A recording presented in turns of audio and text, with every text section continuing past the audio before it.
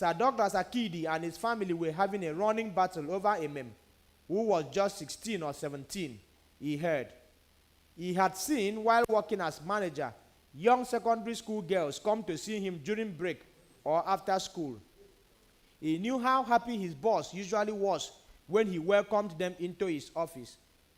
Inasmuch as he wanted a wealthy and powerful man for his daughter, it was not Sir Douglas Akidi. It should not be Sir Douglas Akidi, he sighed wearily. You are aware, You are aware you should avoid Chairman, Suzanne? Suzanne nodded. Ngwa, hold your ear, Patrice ordered. Suzanne held her ears. Sir Douglas is a terrible, terrible, terrible man. What did I say? Stammering, Suzanne said, he is a terrible man. To him, women are like oranges. Listen to me. He takes his time to take off the peels, cut into it, and suckle it dry. Then he discards it. You hear me? Yes, Papa. First, stop going into their house. Hold your ear as I talk to you or this girl. 2, from 4 p.m. every day, you stay inside this room. That way, he won't see you on his way from work or resting by the garden. You hear? Suzanne nodded. You hear? Yes, Papa. See, hold your ears well, oh, my friend. Patrice shouted. His wives hate me. They hate you. His family hates Abakaliki people. They call us Wawa. You know this already? Yes. Yes, Papa. They will kill you. Ekutosi most especially. In fact, each Jama will poison your food. Zan's eyes threw open. So, be careful before you start catching the eye of their husband. But, Papa, I am not trying to catch his eyes, Papa. Shut up, child. What do you know? Yes, Papa. Say I do not know anything. Ngwa, say it. You do not know anything. Are you mad, this girl? He almost shut up. I will feed you to the dog, so. But, Papa, say that you do not. Me, your father. Say you, Suzanne Ikebe, do not know anything. You, Suzanne Ikebe, I do not know anything.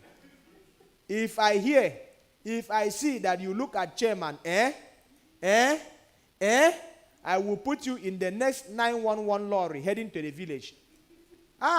Suzanne knelt immediately. No, Papa, I don't want to go back to the village, Papa. Good. Then do as I say. He stood and walked out of the room.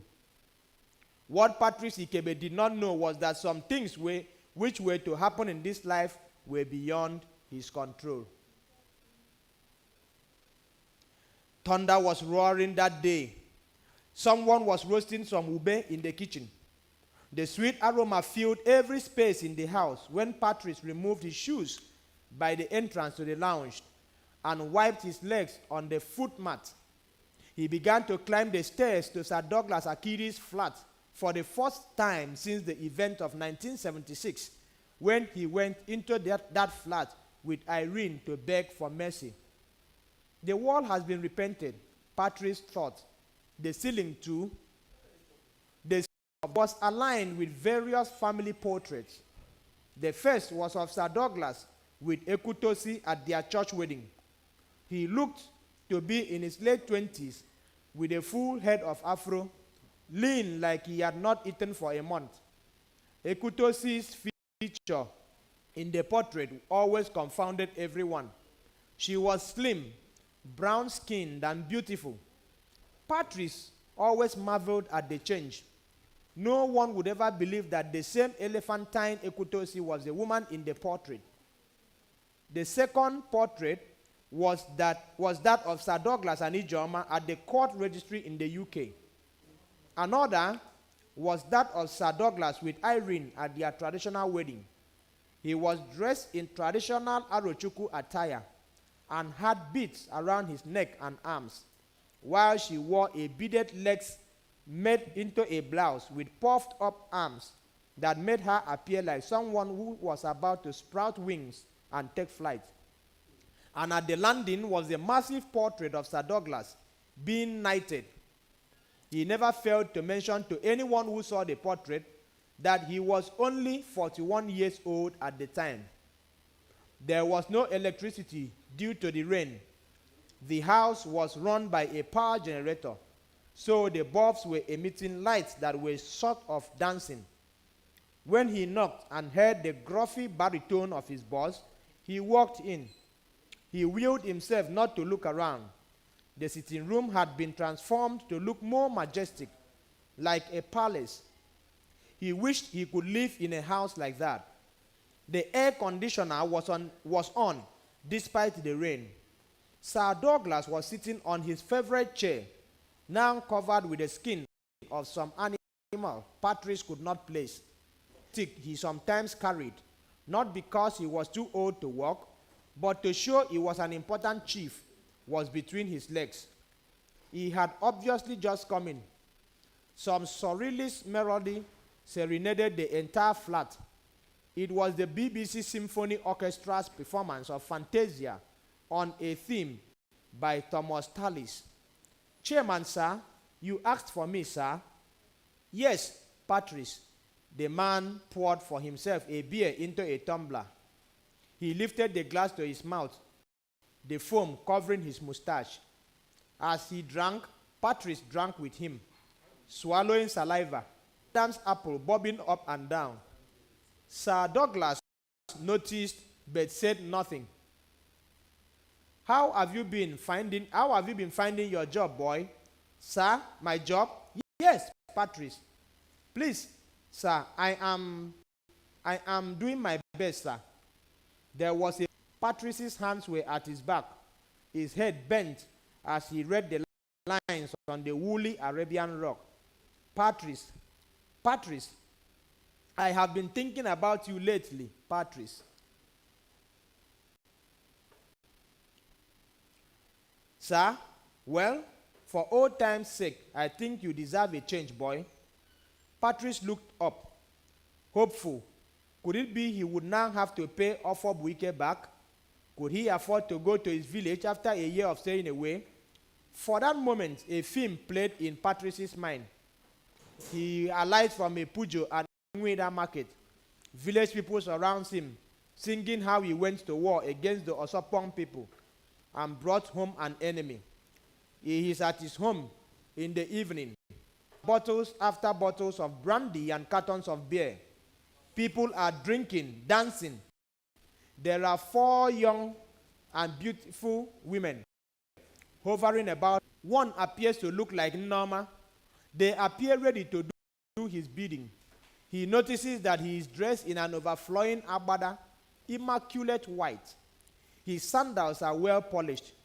Patrice, sir, sir, please, if there is anything you can do, sir.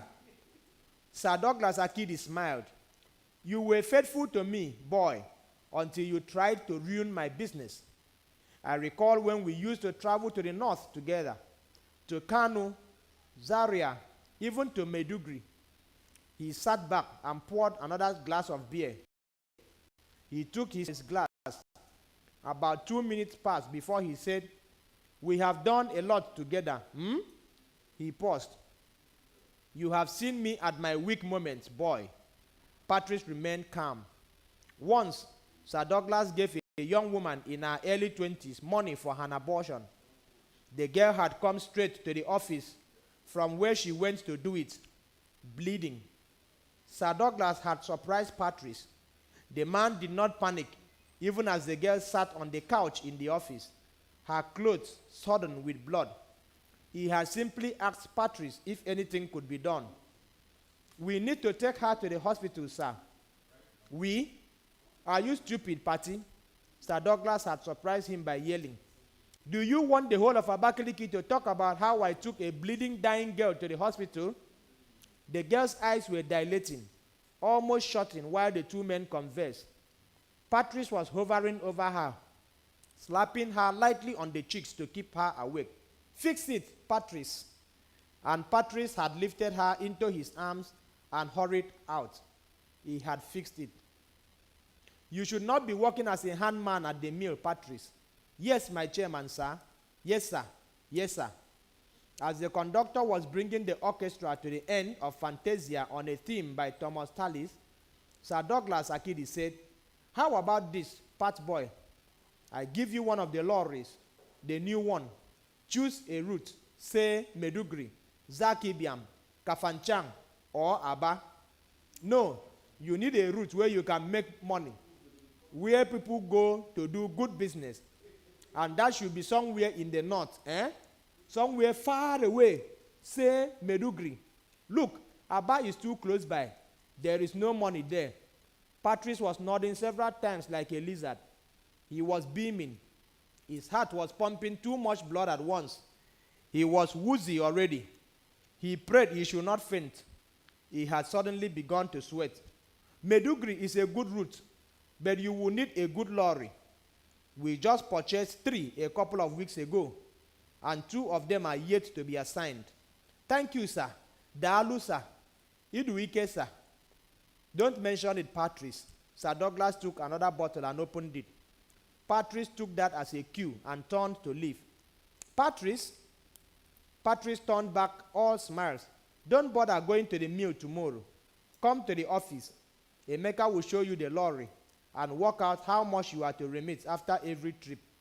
I will make sure it is fair for everyone." Patrice wanted to talk. He now had too much saliva in his mouth. He was overjoyed.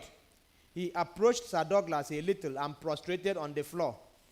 He remained there for a moment before he stood. He wiped his hands on the front of his cloth. He nodded several times and hurried out. The arrangements were made.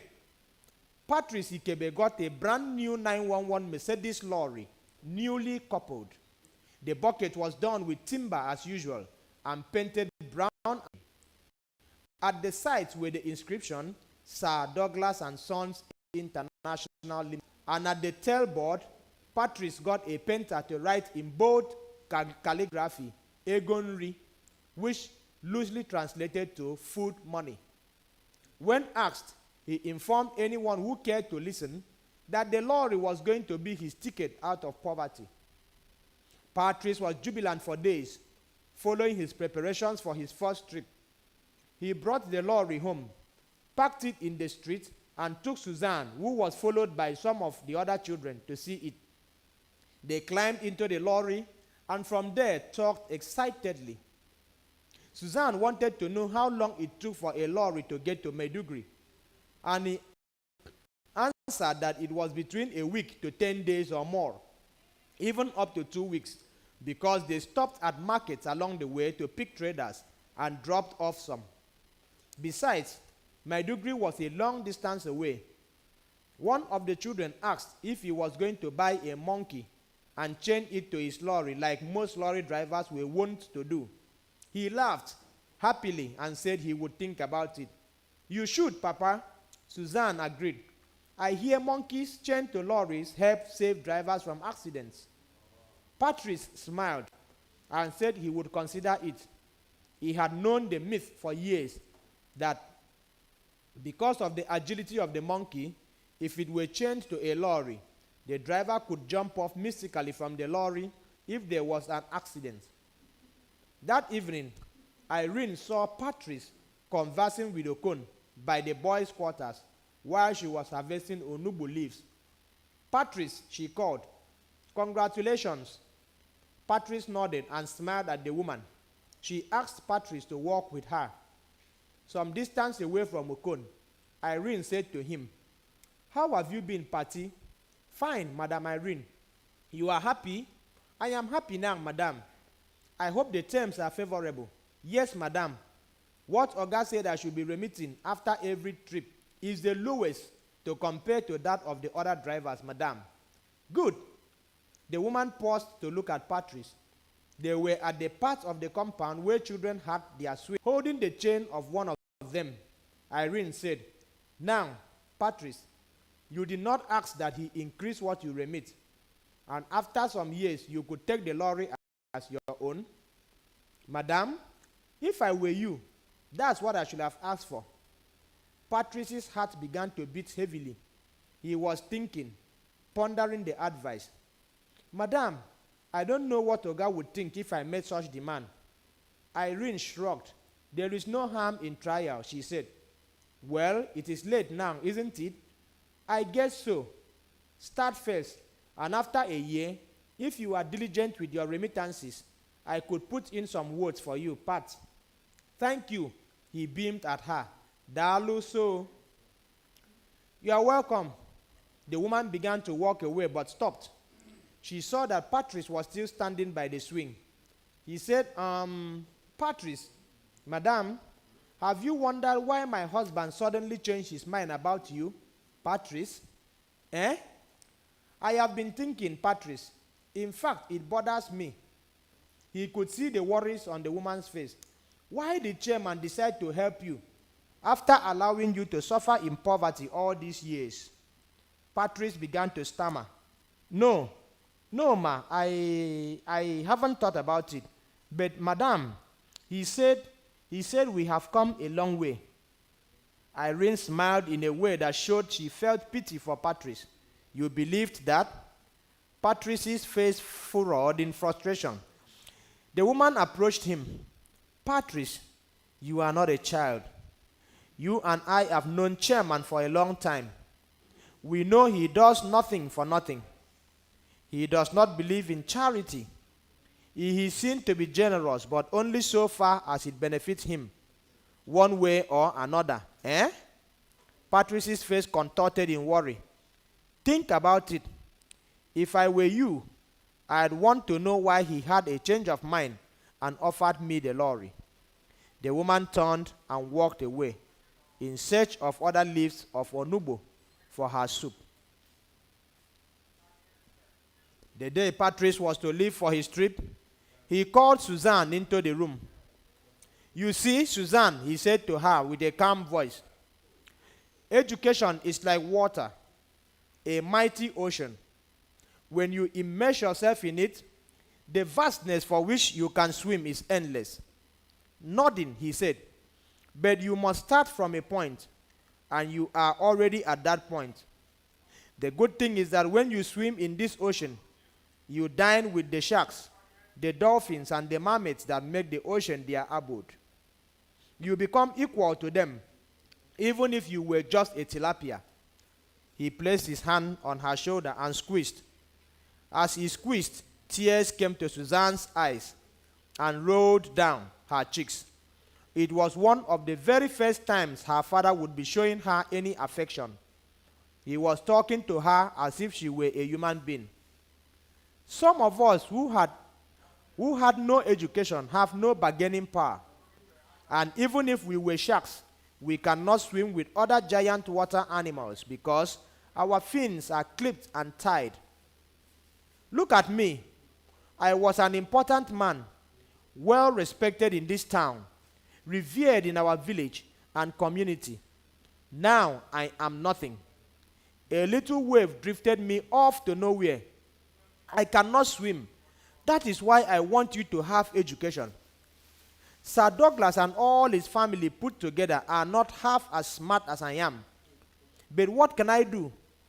How do I begin? I am dependent on their generosity because I cannot swim. Do you hear me? I hear you, Papa. Good. Then he looked at her and raised her face to look at him. Be careful of Chief Douglas Akidi. We lived here all the time, and he did not meet you until recently. We can live here for another few months, and he will not get to meet you. If you make yourself scarce, he is a marauding wolf. If he catches you, he will devour you. Devour me? But how? Patrice shook his head in resignation. He sighed. He will ruin you, eh? Can't you see? He ruins young women. But his wives, Papa, are well taken care of. Anger came into Patrice's head. He had the mind to strike her, to beat sense into her head, but felt he needed to talk sense into her. He shifted closer to her. Look, those women, his wives, Suzanne, are his treasures. A man's family is his treasure. He could ruin others outside, but at home, He guards his as precious jewels. Patrice sighed and held Suzanne's shoulder again. Look at me, he said. For him, women other than his wives are objects. You are no longer a child. In the village, some of your mates are married. So I will talk to you as an adult. Chief Douglas sleeps with young women and ruins them. He could get them pregnant and leave them. A lot could happen. You hear? Make sure you avoid him. Do you get me? In I get you, Papa. Please. Yes, Papa. I will make sure he does not see me. Nodding, Patrice sighed deeply. 2 days after Patrice left for his trip, Suzanne was surprised to find Okon at the backyard where she was doing her laundry. I am looking for you, the driver informed her. Her hands were foamy as she dropped the clothes she was holding. She greeted, curtsying slightly. He stuttered. Go inside, make you change. Chairman say to come bring you. Her mouth threw open. There was sun in her eyes. And shifted to the... She blinked several times and shifted to the right. Okon smelled of the air freshener in the car. He wore plain trousers and a shirt and tie. His shoes were sparkling to the sun. It was just the way her father used to dress those years ago when he returned to the village from working for Sir Douglas Akidi. She shifted from one foot to the other. You said what, sir? Chairman said to bring you. Bring me to where? To office. Suzanne could not understand why the chief would want her to come to the office. Was her father all right? Papa, is he okay? Was there an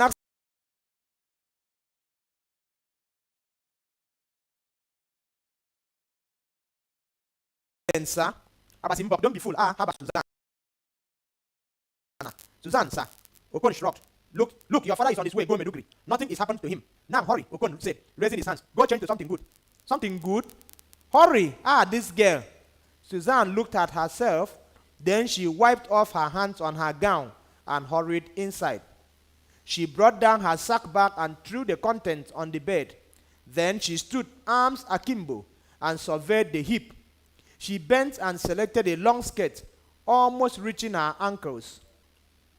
She removed her brassiere and wore another. Next, she put offs written on it. She had loosened her hair the other day and not plaited a new one. She spat on her hands and using both hands, flipped her hair backwards. She spat on her hands again and rubbed them at the edges of her hair to hold them in place. She looked at the mirror. This is decent. Okon called from outside.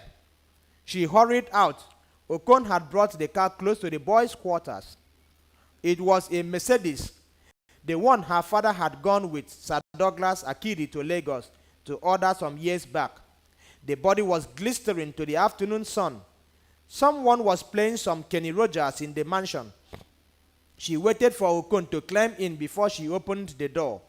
The inside was warm. The leather seat was warm. The dashboard was oiled and polished. He turned on the ignition and the Mercedes hummed to life. Knobs and cold air slowly oozed out of the vents. It startled her. He turned on the stereo and eased out into the driveway. All the while, Suzanne's heart was beating. Her hands on her laps clasped her thighs tightly, sweaty even though the air conditioner had started chilling the inside of the car. Is anything wrong, sir? Okon, eyes focused on the road, said, no ask any questions. When they got close to the office, she asked, what should I do when I see him, Oga Okon? The driver turned briefly, and when their eyes met, he looked away, ashamed. I don't know, Suzanne. Office of her principal at school. Suzanne had never been to any office. The car was parked under a mango tree in the yard. She saw the other 911 her father told her about. It was just like her father's. There were people milling about. A young man hawking granuts had just walked in. The one-story office building was just by the left corner of the yard. Okon led the way into the lounge where two young women in their 20s sat in front of typewriters. The other two tables were empty. The women did not even look up at them as Okon led her up 2 flights of stairs. They emerged at a wide corridor of offices. He led her through to the door at the extreme, facing the stairs landing. He knocked, pushed it open, and stepped aside for Suzanne to walk in. As if not wanting to waste any time, he shut the door without saying anything. At first, Suzanne did not see anyone. The office was not brightly lit and added to her confused state. She did not notice the man behind the large desk. Then, as if on cue, Frank Sinatra began to sing "The Girl from Ipanema" on the turntable. She had never heard that song before. The voice sounded like someone was eating yam and freshly made palm oil. Through the movement from the car to the office, she felt like someone was lifting her legs, one foot after another. She saw the huge clock, the floor covered with thick rug, and the huge artworks and paintings on the wall. There was a framed photo of a white man with a ridiculously large mustache. It looked like Sir Douglas Akidi's, only that this one was fuller, extending almost to the chin. "That's Lord Frederick Lugard," a voice said. The voice startled her. The office was scented. There was the scent of tobacco, as if someone was smoking. Indeed, someone was, because Sir Douglas took out the pipe from his mouth, blew out some smoke, and said, "They've taught you about Lord Lugard in school, haven't they?" She nodded. She swallowed all the saliva in her mouth all at once, causing her mouth to dry up instantly. He smiled at her. She liked the song playing. She liked the voice of the musician. "Your name again, daughter of my boy?" She saw his tie and jacket on the hanger at his back. Beyond him, she saw some cushioned sofa surrounding a center table. On top of the center table, she saw some artwork. She was not sure what it was. Suzanne did not really get the question. She had not known his voice to be this husky and rich. It was like listening to God speak from heaven, or how she imagined God's voice would be. She pressed. Her feet were sweaty in her sandals, the new sandals her father got her. The chief did not talk again for a moment, and she was rooted to where she stood. Her heart was beating too fast. Again, she had too much saliva in her mouth. "Come," the voice said. And then Sir Douglas Akidi rose in all his glory, and turning, he went to sit at the sofa. Suzanne stood by the door. The man reclined on the sofa and said, "Come here, my girl." My girl, Suzanne thought. How could she be his girl? How could she be the girl to this important, wealthy chief, whom everyone feared and revered, whom they said was knighted by the great Queen of England? And there was that enlarged photo of him kneeling before the Queen. She had seen the photo before in the mansion. Suzanne remained where she was. Sir Douglas Akidi, being experienced in such things, approached her. Suzanne perceived a powerful but rich cologne mixed with the scent of the tobacco and cigarettes he had smoked. She watched as the man came so close to her their lips could almost touch. She held her breath as he appraised her.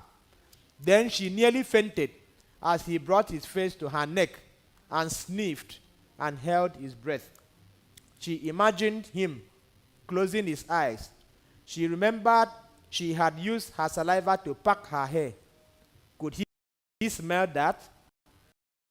She remembered she bathed in the morning, which was several hours back. Did she smell bad? The chief said, "Just the way I like it. Fresh." He took her hand and led her to the couch. She followed like a lamb. She had daydreamed of being married to a wealthy, powerful man as him. But those were the fantasies of a young teenager in puberty. Perhaps she was dreaming now. Surely she would wake up. Suzanne allowed herself to be placed on the sofa. She watched the man bent towards her, his face on hers, his mouth on her neck, his tongue around the rings on her neck, licking, kissing, sucking. She breathed heavily, gasping as if she were asthmatic, like her classmate who had had an asthma attack during the Harmattan months earlier. Suzanne's hands held the sofa tightly, her nails digging into the fabric. Then Sir Douglas lifted her face. He was staring at her. She did. Then turning, he sat on the sofa where she had been sitting. Now you will remove your clothes, one at a time. She remained motionless. She was still dreaming. She could see him, the face with the mighty mustache covering his mouth, the beard half gray, half black. She saw his roaming brown eyes, half closed, watching her. Now, it was not a shout, yet it was an order. She said nothing. She lifted the shade over her head. She held it in her hands. He reached out and took it and sniffed, then dropped it by the sofa beside him.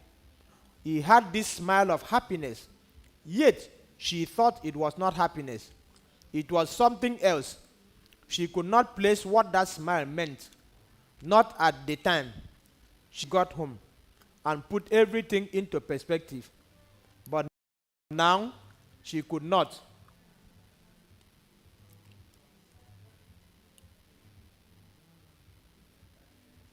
She thought he was happy with her.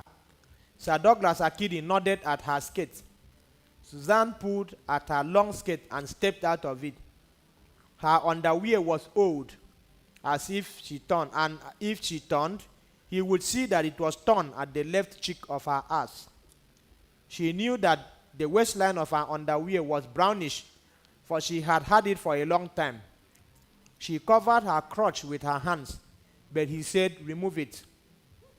There was a long moment, which she estimated to be up to 1 or 2 minutes. He was patient, licking his lips and watching, waiting. She watched him reach out and pull at the underwear and slide it down her legs. She stepped out of it. He stood and, as if embracing her, reached at her back and unbuckled her brassiere. And this is the most beautiful breast I have seen all my life. He stood staring at her while her hands covered her pubic area. She watched him walk back and sit down. He said to her, "Remove your hands, my girl, now." She did not. Step back a bit. She took 2 steps back. Her legs were trembling, and he could see it. Her feet were sweaty. There were beads of sweat on her neck, running down her cleavage. This is paradise. "Please, please, Daddy," Suzanne said. It was what his children called him. She was his child. In school, she claimed to be his child. Besides, she did not know what else to call him. He smiled at her. "I love that. I love the way you called that. Say, come to me, Daddy," he said to her. Suzanne shook her head. Sir Douglas Akidi smiled at her. The man took a cigar from the table, put it in his mouth, and taking out a lighter from his trousers pocket, he lit it. Suzanne liked the scent, but said nothing. She watched him close his eyes as he dragged and opened his mouth. He looked at her. She inhaled and choked and coughed, and he smiled. He watched her, eating her with his eyes. Was this what her father said about him eating young girls? When he finished, he unbuckled buckled and unzipped his trousers. She looked away as he pulled it down his legs together with his underwear. Everything else after that was hazy. She would recall later when she was in her bed, thinking about everything that happened. How the pain sent strong messages to her head, causing her head to throb. She recalled that he dressed up later while her eyes were closed. He also smoked another cigar because she perceived its scent. She could not tell how much longer she lay on the sofa, but she knew that after some time, he made her dress up. She also noticed the girl from Ipanema was on repeat. He asked her to leave and that Okon would be waiting for her by the car. It was while at home that Suzanne was able to put a lot of things into perspective. The smile on Sir Douglas Akidi's face as he smoked his cigar was not happiness. It was a smile of one who had immense power and knew that this power could get him anything he wanted. She felt terrible that he took his time. She remembered that the office door was unlocked.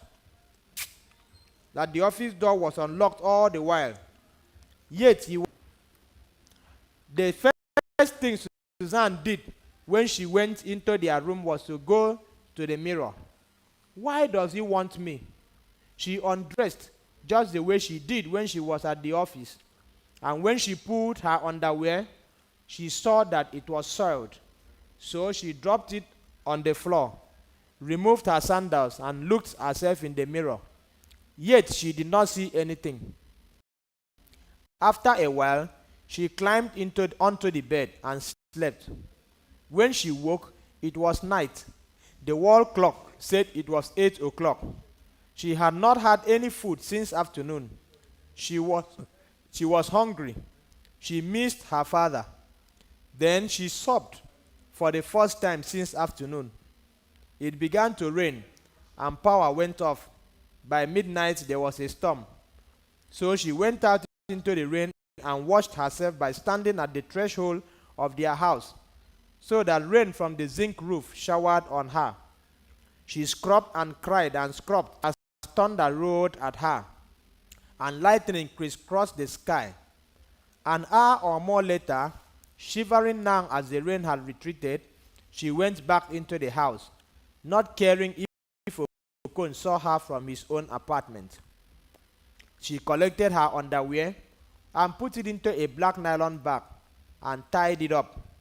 She was going to burn it in the morning. If she burnt the underwear, she remembered, that would leave her with just one underwear. So she untied the bag, took a bucket of water, added detergent and soaked the underwear in. She also put in her skirt and shirt with Florida Gulf written on it in another bucket. She applied Vaseline on her body, put on her nightgown, and climbed onto bed. She thought of her mother. Baby had married a man from a distant village. How he looked. She became afraid. Placed the pillow on top of her head and willed herself to sleep. 4 days after, close to 4 o'clock in the evening, Suzanne was chatting with Choco Choco and Nwanyi Buife around where there was the swing. He beckoned at her, and reluctantly she went to him. Without looking at her, Okon said, "He said to see you." Suzanne's heart fell into her stomach. "Please, Oga Okon, please.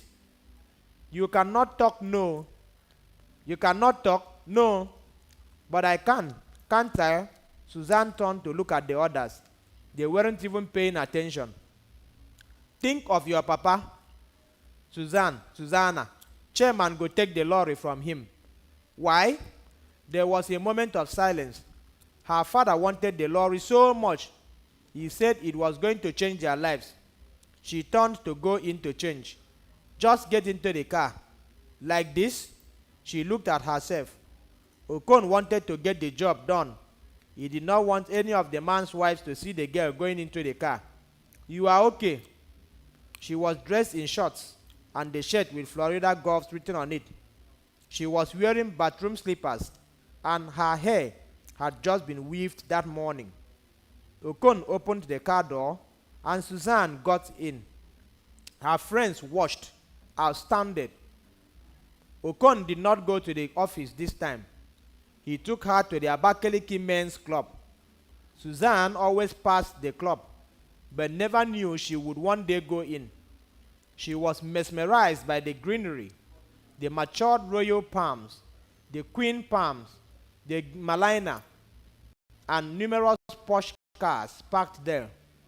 Okon let her through a passageway built with flowers and into a long veranda with rooms. There were about 10 doors. He knocked at one, opened it, ushered her in, and hurried out. It was a suite. The sitting room was not big, but there were few cushions and television, which was showing a wrestling match. She walked in, having seen no one. She did not know that there was an inner room. Then she went to the window and saw Okon's car driving out. She saw a painting of a giant ship in blue waters. Then a door emerged, dressed only in a sized bed, a painting of a nude woman on the wall, a flower vase by the bed, a telephone on a coffee table, and a television on a stand by the wall. He made her sit on the bed. Then he said, like the last time, remove your clothes. He went to the side of the bed while she did as he instructed. Then he pulled out 2 huge bags, which he placed on the bed. Smiling, he began to pull out the contents: a pack of 12 underwear, a pack of 12 brassiers, a pair of milk-colored petticoats, some blouses, about 6 shirts, a baseball cap, 2 sandals, a shoe, a pair of sneakers, some cream and deodorant. She could not believe her eyes. She was smiling now, yet she was unsure. Sir Douglas liked that she was smiling. She stuffed them back into the bags. Since last time, you have not left my mind. Suzanne bent down, afraid. What he said made no sense to her. He had Ijoma, who was as beautiful as a mermaid. Irene was intelligent. Ekutosi was a fool woman. What else did he want? Now, this time you will be better. Suzanne shifted away from him. You see, all I got you. Without looking at him, she nodded. There is more if you stop being afraid. She looked up at him. He nodded. He had a protruded stomach like her father, but his was soft. He looked rich. I will make sure you have the best things in life: clothes, shoes, money. I will make sure as soon as you finish from high school, you go to the university. Sir? Suzanne nearly lost her breath. There are endless opportunities, my little girl. Sir? Suzanne was now looking at him. He nodded once, twice, but still she was unsure. She hated what he did to her the last time. What would her father say? What if his wives found out? What would his children say? Nwanyi bu ife, choko choko. Please, sir. Please what? Please. Your wives, they will kill. And Sir Douglas Akidi began to laugh. He laughed. Wives kill you? Oh, young girl, they dare not. He took her head and turned her face to look at him. If they do anything stupid, I will marry you. You will become one of them, with the same status as they have. I am Sir Douglas Akidi, Knight Commander of the Order of the British Empire. Ibini Ukpabi, the first of Aroke Igbo. Suzanne looked down on the floor. Do not worry yourself, oh, Jare. He took Apollo, and lifted it above her head. He made her stand facing him as he admired her. He kissed her navel. God, I like you. That night, when Suzanne went into the men's house, she passed Ekutosi in the lounge. Her heart sank. But Ekutosi did not notice her. She had been inside Irene's flat several times.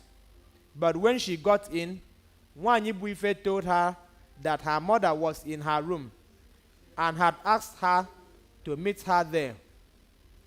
Her legs were shaky, just the way they were when she was in bed. A large drawer with a standing mirror at the center. Atop the drawer were assorted makeup bottles, perfumes, and creams. Irene was sitting on a low stool, packing her hair in front of the mirror. When she was done, she turned and asked Suzanne to turn off the light. Suzanne nearly died. She was going to be killed.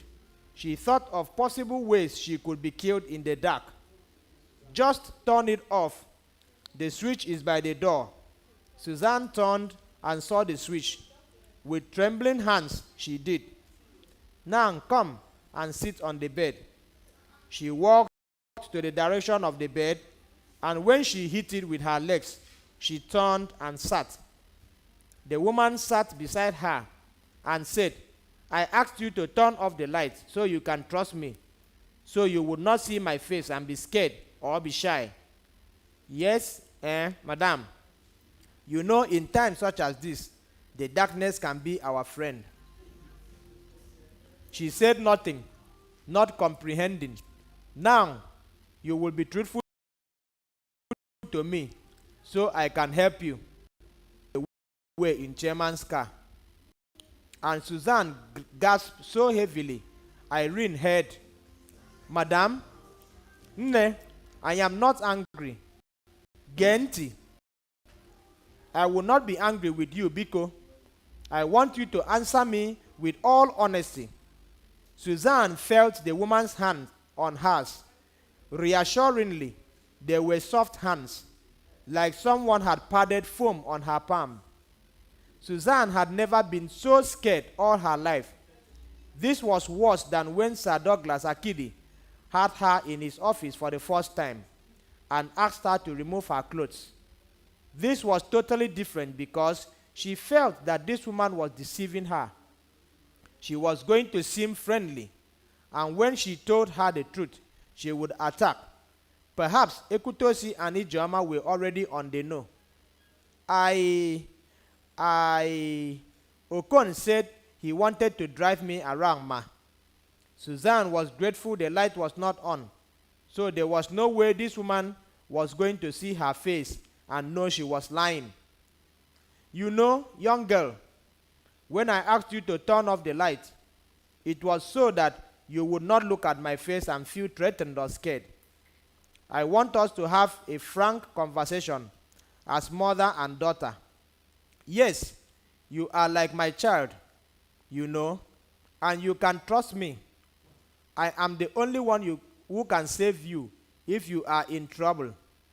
Are you aware, Irene said to her, that when your father was relieved of his duties, my husband planned to do unthinkable things to him. Ekutosi and Ijeoma were egging him on. I was the one who took Patrice, your father, to chairman and pleaded for him to be forgiven. Irene wanted to mention that she had cautioned Patrice to be wary of the Greek gift Sir Douglas Akidi had given him in the form of the 911 lorry, but thought better of it. She was not sure yet why the girl had been driven out by Okon. She had asked Okon earlier when he brought her back because he left to pick his boss and stammering. Okon had confessed that Sir Douglas had asked him to bring her.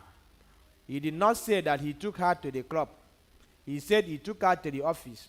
When asked if he left them alone in the office, the driver had said they did not meet inside but outside, and that he had watched as they conversed. He said he did not know why the girl was summoned. This had worried Irene. Okon had feared that if he mentioned the club, Irene's suspicion would go higher. So now, Irene knew that the girl had something to hide. How can Okon take you for a ride in Chairman's car? How, Suzanne?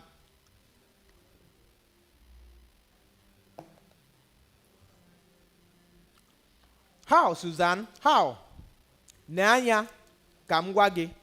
Not even his children can just enter his car, any of his cars, and go for a ride. Not even his children. Suzanne had tears in her eyes already. Why did she say that? But the truth was that her brain was already clogged, and she could not think clearly. She was fidgety, her entire body covered with beads of perspiration. Oga asked to see me. For what? He wanted to talk about my education. At his office? Why did he not talk about it here? Suzanne realized Irene did not know where she went to. So she latched to that. Yes, ma. I do not know why he did not talk here, madam. There was brief silence. Why did you lie earlier? Suzanne said nothing. The wall clock chimed. Someone flushed a toilet somewhere in the house. A cat mewed somewhere in the living room. Why?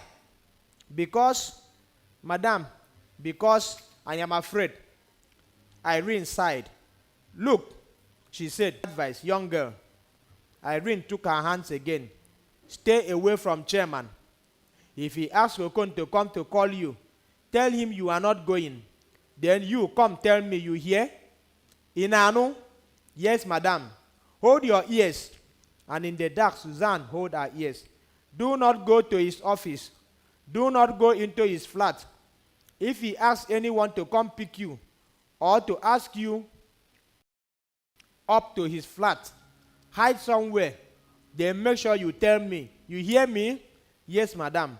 I will do as madam has said. Good. Suzanne breathed freely now, but she already had migraine. Her mouth was dry. She was rubbing her sweaty palms on her thighs.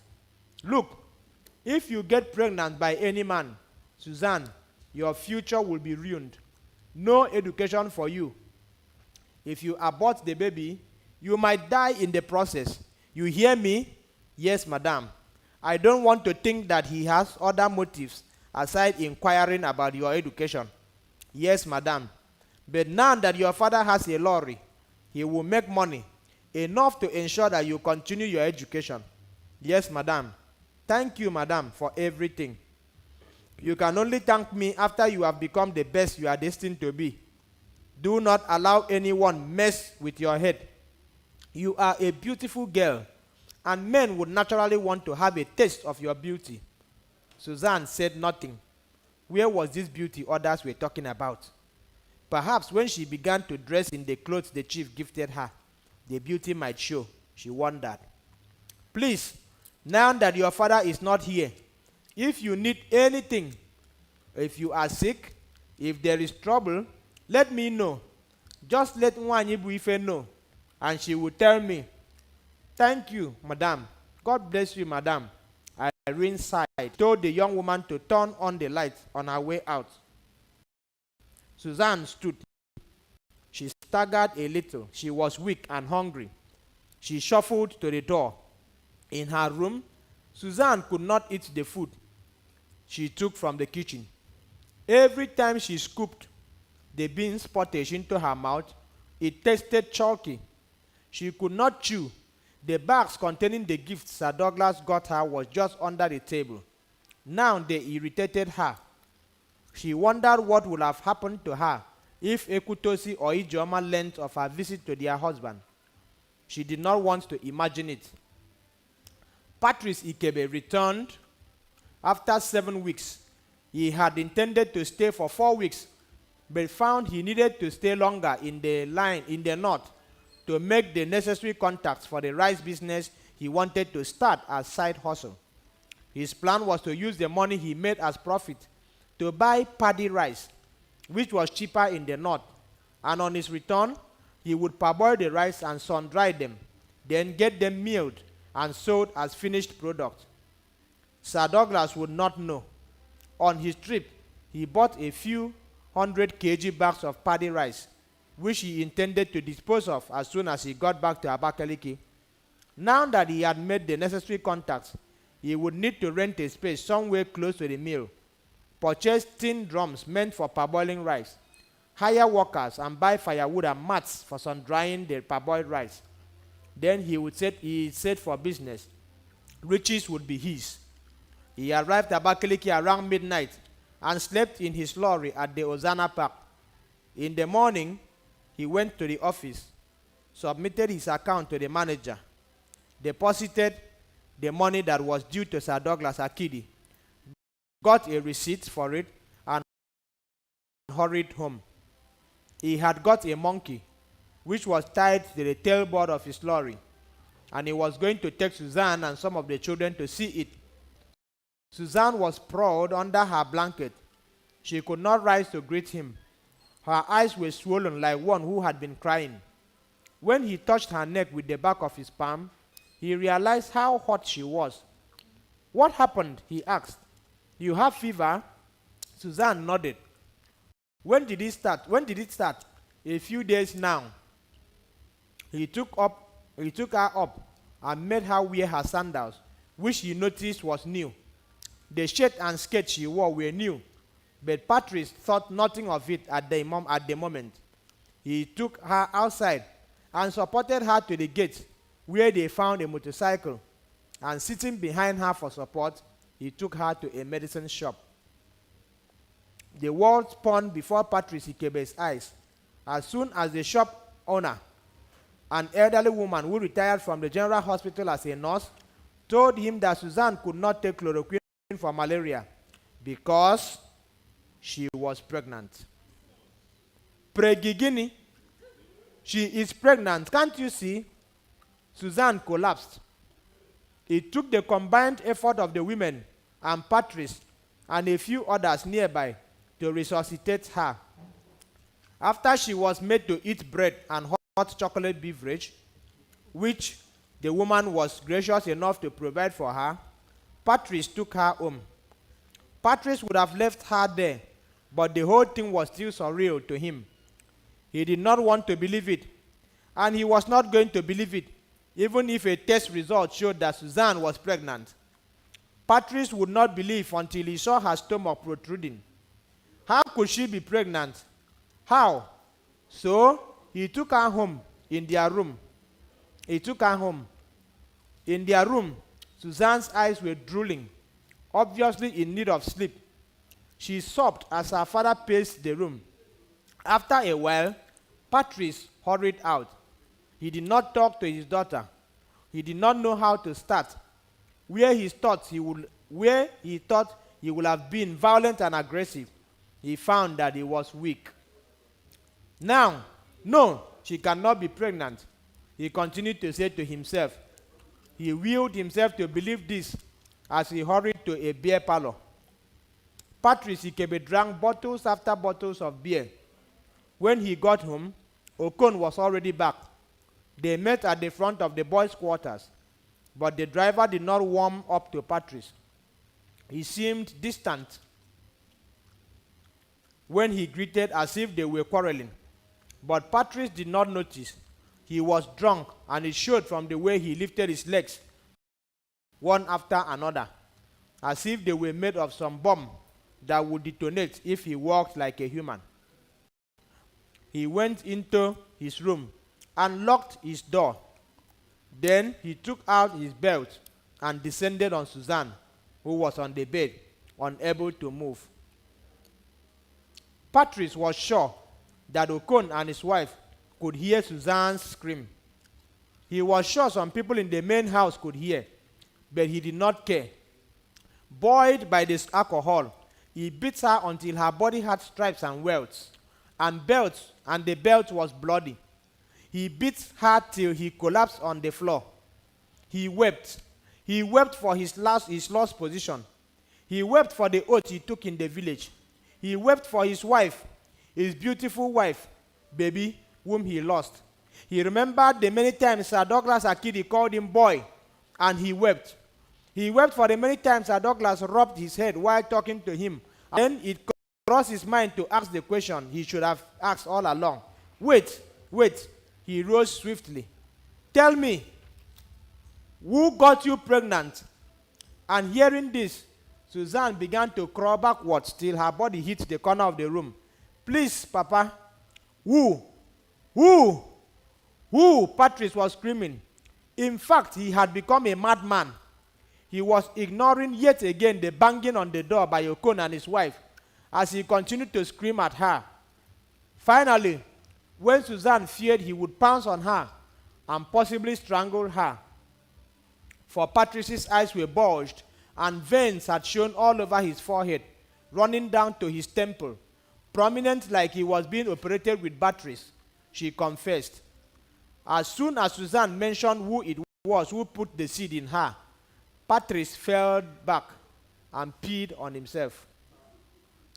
The two were in the room, Suzanne weeping and pleading, Patrice calm, ashamed that he had peed on himself in the presence of his daughter. It was the alcohol, he thought. No, it was fear. Fear of the name his daughter mentioned. He could not comprehend it. How on earth did that come to be? Sir Douglas Akidi would bed his daughter, his own daughter, the daughter of the man whom he despised and called Wawa. Wawa. Father and daughter sat sprawled on the floor, each to their thoughts till daybreak. None slept a wink. Suzanne cried and sobbed all night long, while her father, Patrice, soliloquized about how unfair the world was, and how Sir Douglas deceived him into taking a lorry to far away Maiduguri so he could take advantage of the only thing precious to him, the only thing that he took pride in. What had Sir Douglas not taken from him? He took away his pride. Now he had sucked him dry and brought him shame.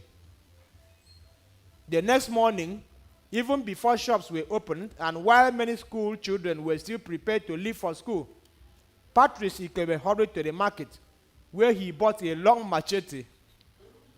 If Sir Douglas Akidi was going to shame him any further, he would make sure he proved himself a man.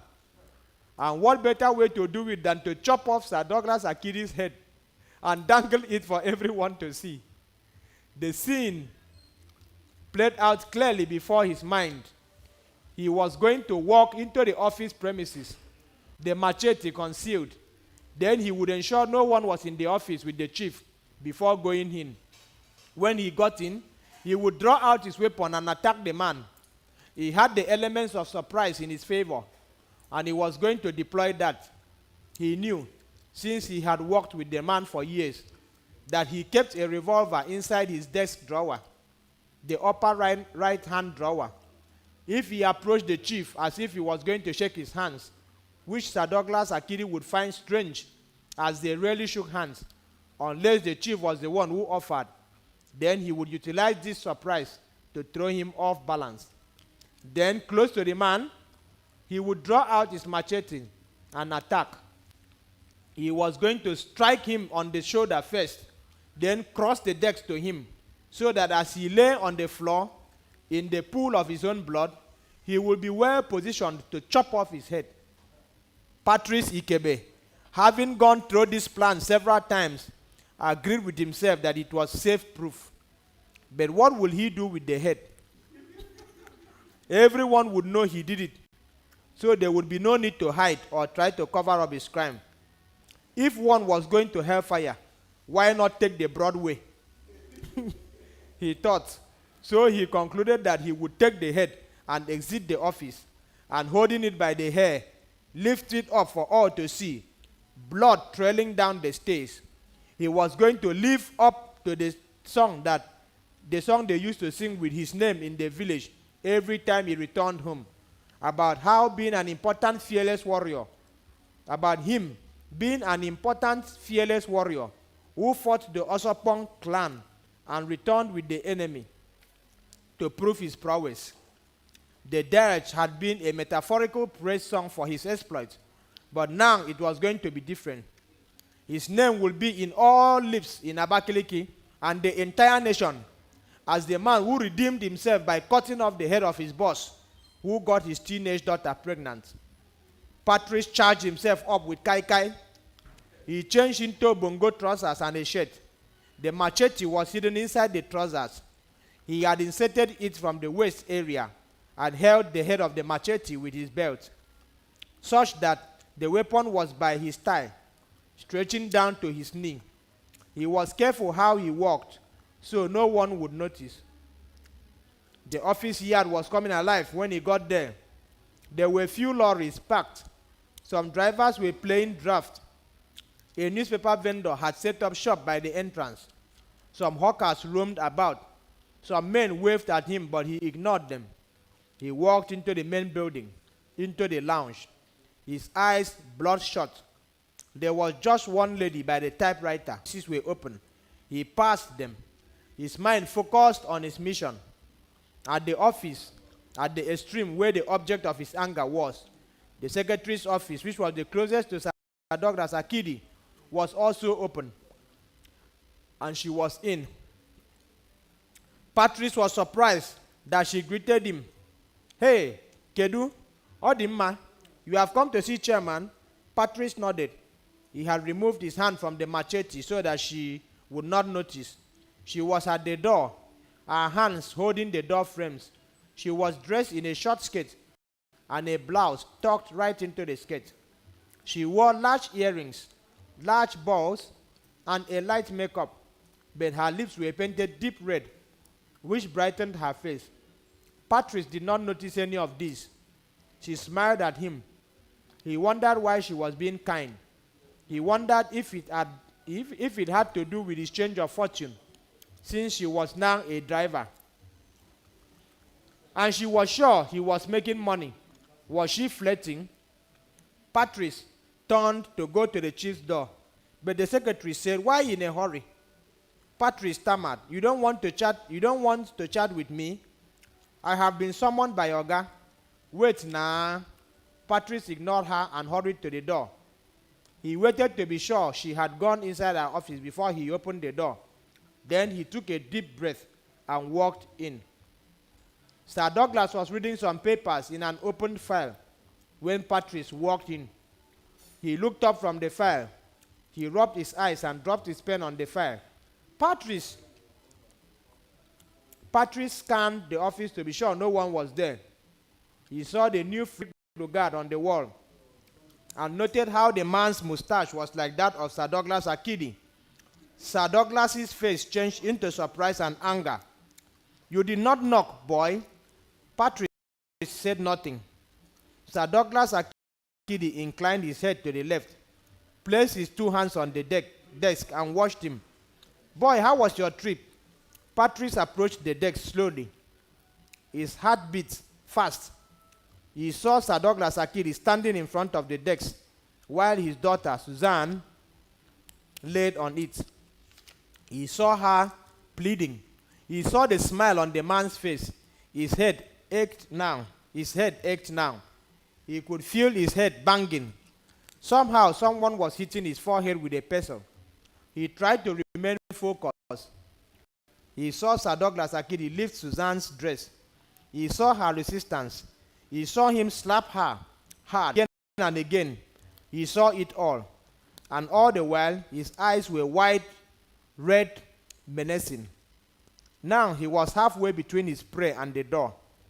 "Hope your trip was okay. Have you come for accounts with Emeka?" Patrice was by the desk. It surprised Sir Douglas to see that Patrice was not smiling. His eyes were bulged, reddish, his face like one who had seen Satan bait serpents. But it did not occur to Sir Douglas that Patrice had any idea about his secret. Besides, even if Patrice knew, he could not come to his office to ask any questions. Who was he to ask him questions? Patrice's hand was swift. He grabbed the head of the machete under his shirt, and before Sir Douglas could blink, Patrice's hand went up, and what followed was a sparkling machete. Both edges were sharpened. "Ibini ukpabie!" "Hey!" Sir Douglas Akidi exclaimed loudly, invoking the name of the ancient arrow juju, which was also his chieftaincy title. He stood up. He stood just as the exclamation escaped his mouth, his two hands still on the desk. He had forgotten the revolver in his drawer, kept for such a time as this. Patrice's plan had worked. He had taken the chief by surprise. Without thinking twice, Patrice's left hand grabbed Sir Douglas by his knotted tie. His right hand raised above his head, tightly holding the machete so hard his knuckles hurt, and the machete came down. The compound was quiet when Patrice got back. He was hurrying. He was hurrying because he did not want anyone to catch up with him. Perhaps the police might be on their way now. What if there were people from the office sent after him? Assorted birds chirped on numerous malina trees scattered about in the compound. They had already made their nests on 2 of the trees. The gravel on the driveway made hurrying quite difficult, but he tried. He did not want to run. He did not want to attract attention. He was clutching a huge envelope beneath his armpit. When he pushed open his door, Suzanne was on the bed, her head on her hands. Patrice stopped on his tracks. "See what you have brought upon yourself," he said to her. Suzanne lifted her head. Her cheeks were sunken, her collarbone sunken, her eyes reddish from sickness and too much weeping. It was as if the world had stopped. Several times she wondered why she was still alive. "Papa," she fell on the ground kneeling. Patrice grabbed his bag and threw it on the floor. He grabbed his clothes from the hanger and threw them into his bags. He grabbed his shoes and threw them into the bag as well. Then he threw the bag, a big brown envelope. He threw into the bag a big brown envelope. Some money flew out. Suzanne's eyes widened. She thought it could be the money he made from his trip, but this was too much money. Patrice picked them up and threw them into the bag. He zipped it. "Gemty," he whispered to her. "You have got yourself a new home now." He was pointing at Suzanne. He was staggering like someone who was drunk. He was sweating so profusely like he'd been drenched in oily water. "This," Patrice pointed outside, "this is your new home now." "But where? Where are you going, Papa?" He paused. He sighed. He took up the bag and hoisted it on his shoulder. "I am not your papa. I do not know you from today. You belong to Douglas now. Whatever they choose to use you to do is their business." He turned and opened the door. "You, your mother, both of you are fools. Iyibachi, fools," he sputtered out. "I am done." The door slammed. He was gone. Suzanne fell on the floor. He howled.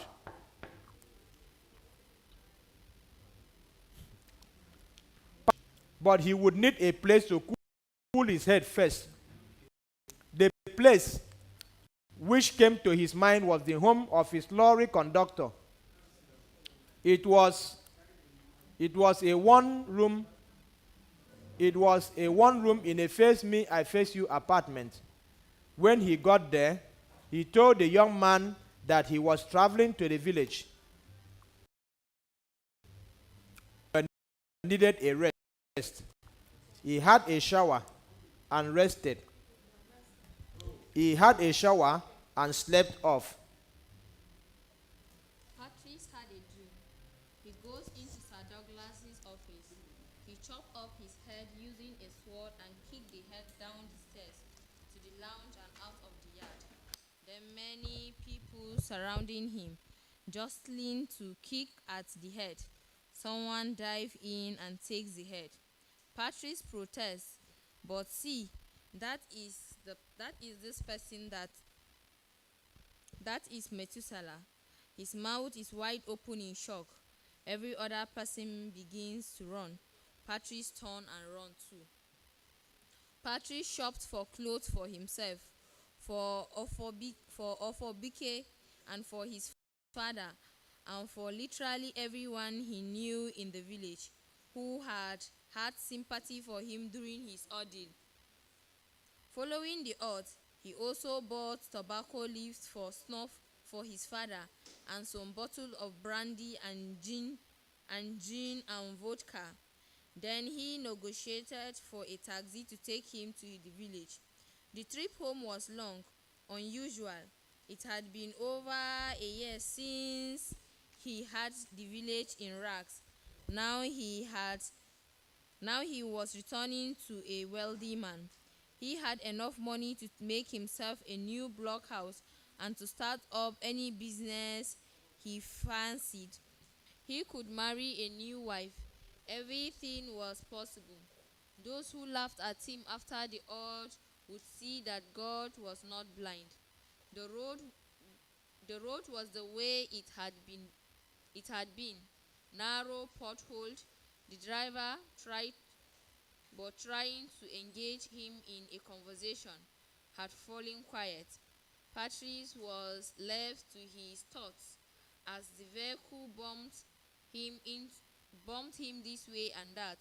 Patrice thought about Sir Douglas Akidi, and he sat in the back of the taxi at the owner's side, being being chauffeured home in the style of befitting of a successful man.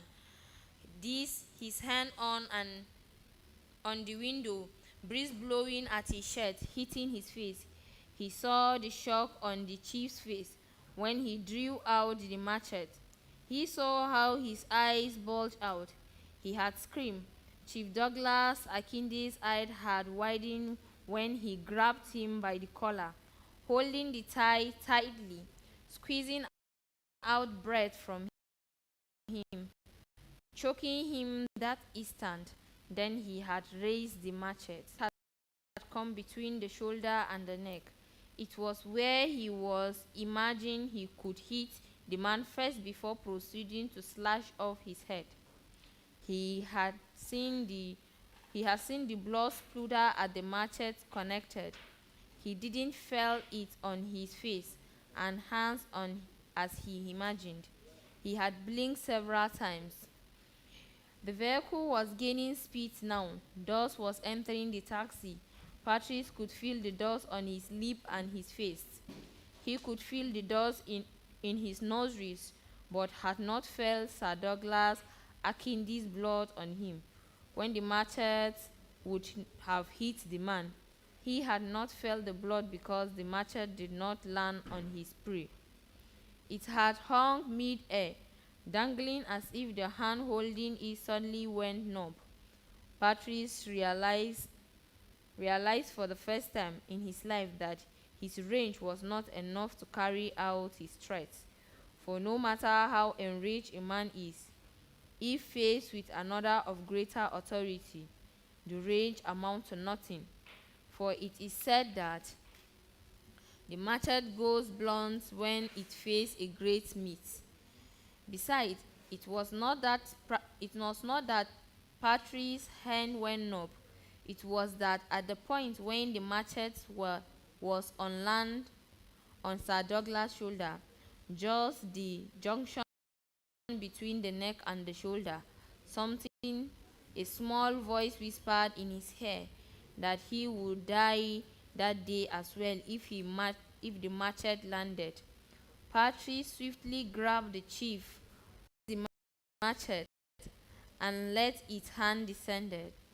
These three acts happened simultaneously within a few seconds, yet he was able to hold his hand. Patrice was panting. Sir Douglas Agidi was panting. Both men were close, so close Patrice could inhale the big man's tobacco breath.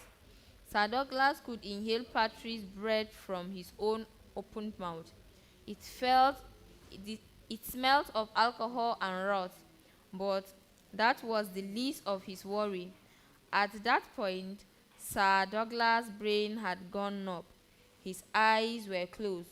When he opened them, thinking he was already in the great beyond, he startled, surprised to see that he was still in his office, surprised to see that Patrice was still holding him, that the machete was still raised above his head. "Please," Sir Douglas whispered. "Please," but Patrice did not bring down his hand. The taxi got to another bad part of the road and slowed down. The evening breeze caressed Patrick's neck. He saw as his left hand released the chief. He saw as his hand grabbed him again and pushed him backward. The chair fell. The chief fell backward. He, his back hit the chair. He saw that he was hovering over the man. The machete still raised. The chief's eyes closed, and his hands up before him, such that the machete would have to slash through his hand before getting to him. Patrice was having deep breath, in and out, in and out. I will cut off your head in this office. Patrice bent further.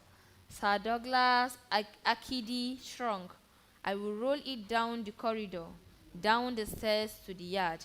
And Sir Douglas flinched. He remembered his father dying in the revolt. His grandfather clock chimed loudly. Sir Douglas thought someone had dropped a bomb and nearly peed on himself, but Patrice was not startled. What did I do? What did you not do, please? And Patrice finally let the machete go.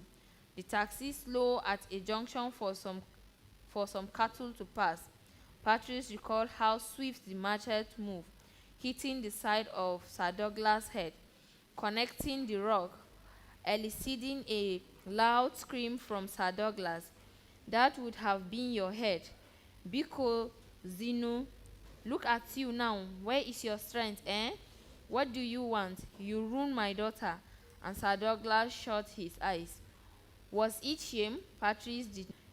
She, Susanna, she is just 14. Patrice released the machete and fell to his knee. Douglas crawled backward. She is just 14. And Patrice began to cry, having snuff running down his nursery. She is just 14. Now Sir Douglas Akidi's eyes were closed. He was sure his waist bone had been dislocated, for he was experiencing a sharp pain running from his waist to the back of his neck. He had no strength to stand and challenge Patrick. Now that the machete was no longer in his hand, Sir Douglas was a defeated man. The taxi gained a little speed. The doors rose down. Some chakeleleke flew over them. Patrice saw himself rise. He saw when he took his machete and sat on the sofa and watched Sir Douglas, ruffled, shamed. You will not leave your office alive today, I assure you. Please, sorry, Patty. I gave you years of my life. I gave you my all, yet you treated me like a piece of trash, like I was just some used sanitary pad. Sir Douglas looked away. What did the Abakaleke man do to you? What? You live in our land. You cultivate our land, and you use our labor. What did we do to you? Sir Douglas swallowed phlegm. Your father formed a criminal organization and killed hundreds of wealthy and influential Abakaleke men during the war. It was what led to the revolt against the Aro, which led to his death. You should be ashamed of him, yet you hate us for attempting to save our lives. You exploit our kindness. Patrice spat on him. The spittle missed Sir Douglas' face and landed on the breast pocket of his suit. But this morning I end you. Patrice stood and held the machete firmly. He coughed and spat at Sir Douglas but missed his face again. There is money. Sir Douglas spoke up now. He seems to have remembered that nothing calmed a raging heart like money did. There is money in the safe. He pointed at the safe by the corner. Patrice followed. He knew that Sir Douglas kept the money there, but had not thought about it. There is a lot of money there. He was talking fast. Take it. Take everything. The word money got Patrick's interest. He wondered how much was in the safe. He was transfixed, thinking, the rage subsiding the more he wasted time. Open it now, he grabbed Sir Douglas Akindi, who fished out a key from his inner suit pocket. When he opened the safe, Patrick nearly fainted. There was a large brown envelope and some files in the safe as well. They could be property documents, but Patrice did not care for that. Take as much as you want, please. You will put everything in that envelope, everything. And Sir Douglas, his hand trembling, stuffed the money inside the envelope. Patrice Ikebe put the bulging envelope under his armpit now and held it tightly. From today, Susan is now your responsibility, Patrick said. You better marry her. Marry? Anna, your wife, eh? Patrice laughed sinisterly. You are rotten. You are the devil himself. Sir Douglas was standing by the metal safe like he was just caught stealing meat from his mother's pot. God punish you, Patrice screamed at him. But you must marry her. You will marry Susanna, else I will kill you. I promise you that. I will return and kill you. He turned and left the office, leaving behind his machete, an envelope tucked under his, his armpit. Sir Douglas Agidi sat on the sofa, his hands on his head. Sitting, his heart did not stop racing from close to an hour after Patrice left his office. The cursed bastard, Sir Douglas Agidi muttered to himself after he gathered his wit. After he had smoked countless sticks of cigarettes, his shirt was rumpled at the collar, dirty by Patrick's sweaty hand.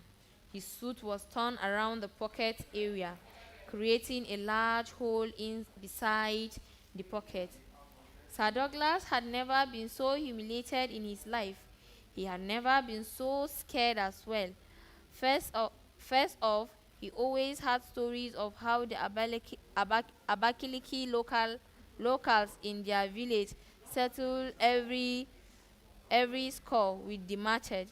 It was commonplace for a man to unsheath his machete and invite another to a duel or to attack another on the raw road over some provocation. There was no time Sir Douglas Akidi ever thought that anyone could attack him.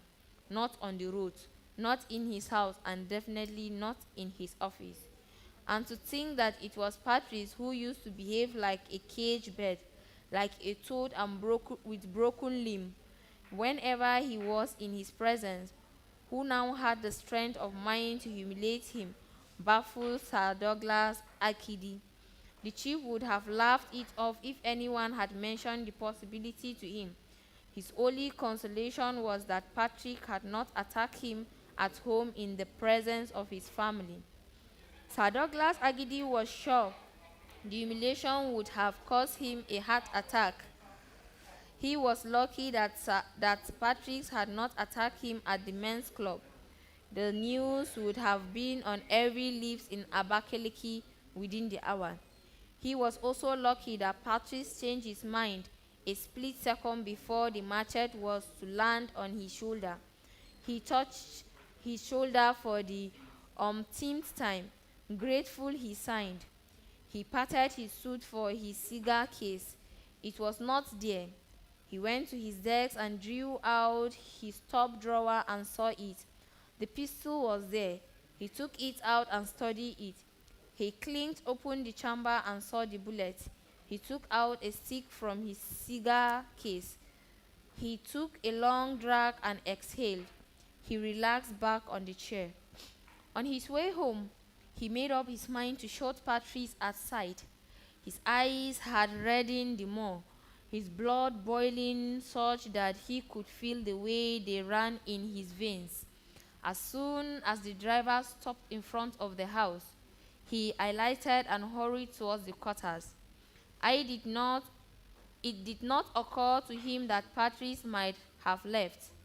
He thought that with the audacity with which Patrick attacked him, and knowing that he had impregnated his daughter, he might still be in the house, not attempting to run. When he kicked open the door and pointed the gun in, there was no one in there. Okon followed from a distance.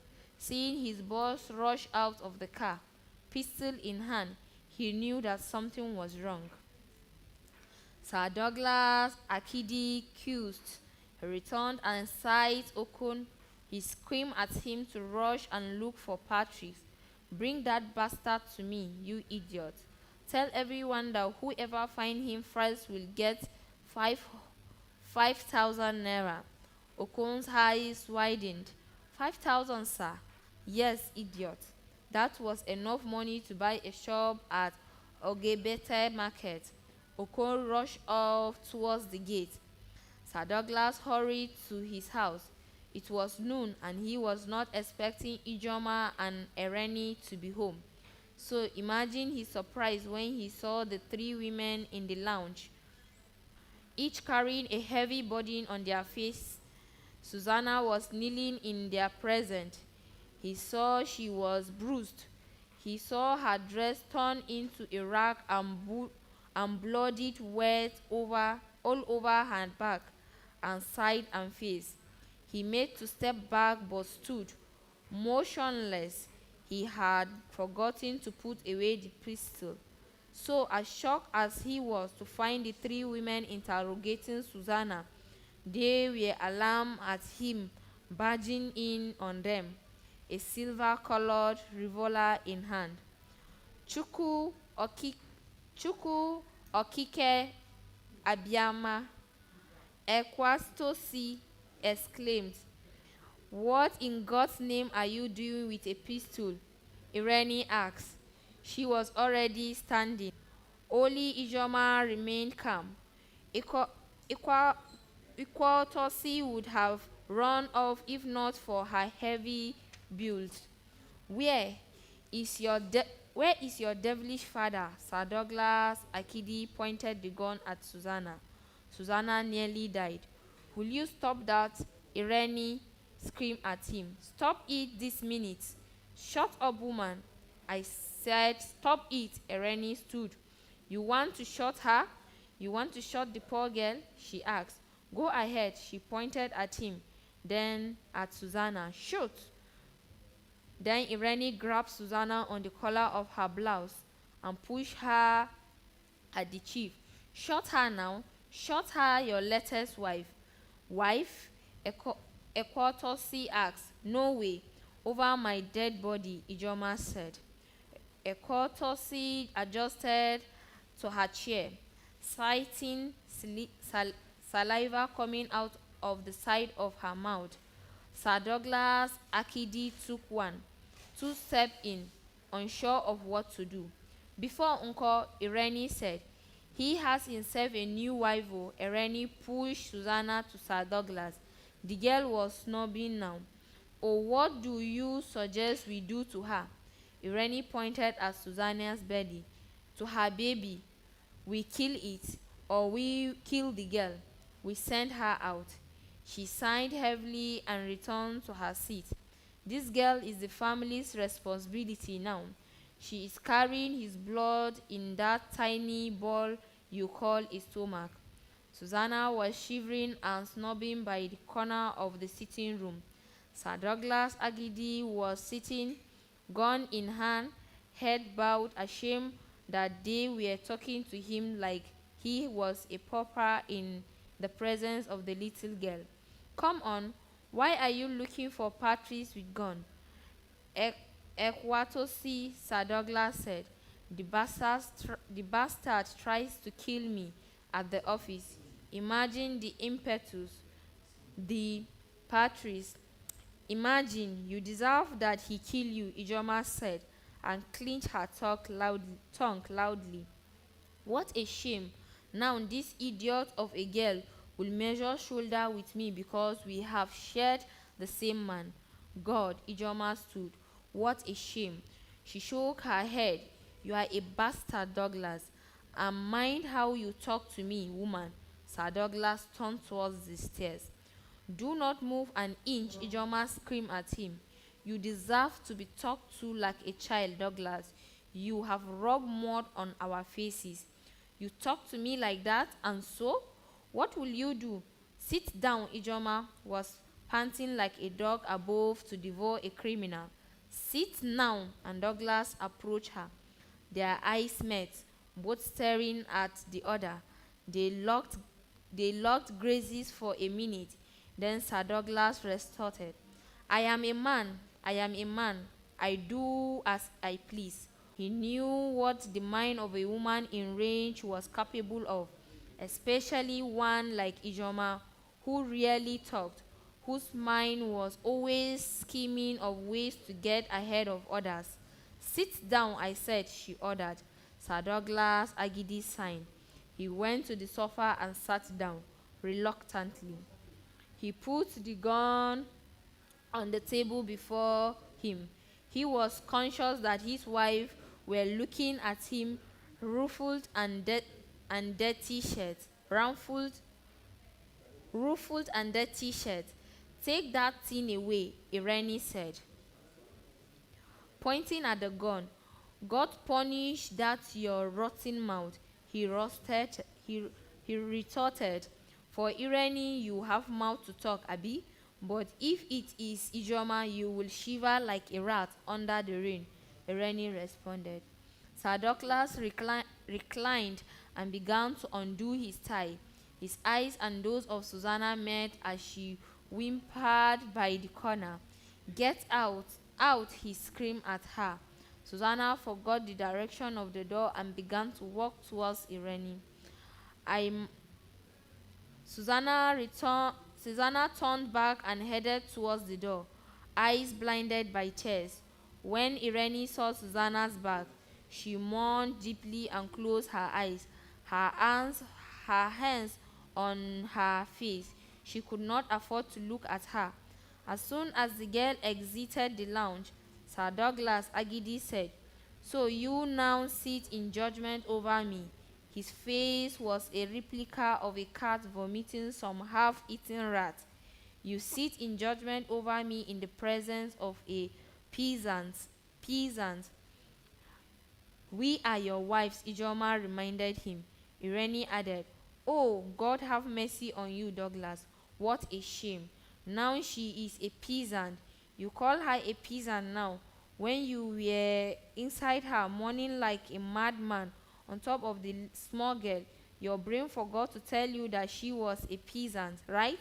Sir Douglas Agidi opened his mouth, but shut it. "How low can you get, doggy? How low?" Ekwotosi added and began to sob. Ijoma looked at her heavy body as it heaved and sighed. "Look, what do you plan on doing about it?" Ijoma asked. Sir Douglas remained mute for a moment. "Do not tell me you plan on marrying her. Me, Knight Commander of the Order of the British Empire, marry a peasant?" "Nekene," Ereni pointed at him. Just look at you, Knight of the British Empire, my foot. You have no shame. You are just like the British. Just the way they pledge countries, you pledge young girls. How many have you ruined, Douglas? How many? Just because you cannot tongue in your useless manhood." "My useless manhood? Yet if I do not have you in my flat when it's your turn, you howl like a dog in heat." Ijoma laughed for the first time. Ekwatosi was still sobbing, using the edge of her wrapper to clean her eyes. "I will not marry her. Simple, never." "Good," Ijoma said. "What becomes of the little girl then?" Irene asked. "She is a human being. She didn't ask for this, for Christ's sake," Irene informed him. Before she returned, she told us all that transpired between you two. You had slept with her 4 times or thereabout. Sir Douglas brought down his head. There is what will happen, Ijoma said. Here is what will happen, Ijoma said. You will not marry her, never, ever. You won't ever dare, else I said. Me, I do not support abortion, no. I am a Catholic, devoted Catholic. Irene and Ijoma sneaked. The Blessed Virgin Mary frowned as such. The Virgin Mary, my foot, Ijoma said. Mind your language, you rascal. Equatosis sat up, snickering at Ijoma. Do you know how many girls whose baby your husband has aborted in the past? Do you know? Do you? And you are here forming sense. Equatosis said, I do not care, but if you take the name of the Virgin Mary in vain one more time, I will hurl you out of that door. Equatosis stood up. Try it now, Ijoma taunted. And why shouldn't he marry her? Why? Irene asked. I thought you wanted to marry the colonial daughter. Amen. Is that not her name? The little rascal who was strutting all over feet peacock. Eh? What is the difference? 17 or 14 years old. What is the difference? A colonial daughter, you said. Irene signed. Nonsense. Joma cleared her throat loudly and said, you will not marry Patrick's daughter. Never. Over my dead body. She hurried upstairs. Irene said calmly, you can't send her away. Look, I do not support you marry her. She is still a child. Think about what the kid would say, how they would feel. Even so, marriage is out of it, but no one will send her away. She will remain here. You, she pointed at Sir Douglas, will take care of her, and when she put to bed, we figure out what to do with her. Sir Douglas looked at Irene and nodded. He stood and took his pistol from his table and began to walk upstairs. If she is staying, she won't eat my food. She won't set her feet into my building, Equatosis said, placing her left hand on the arm of the sofa for support. She lifted herself.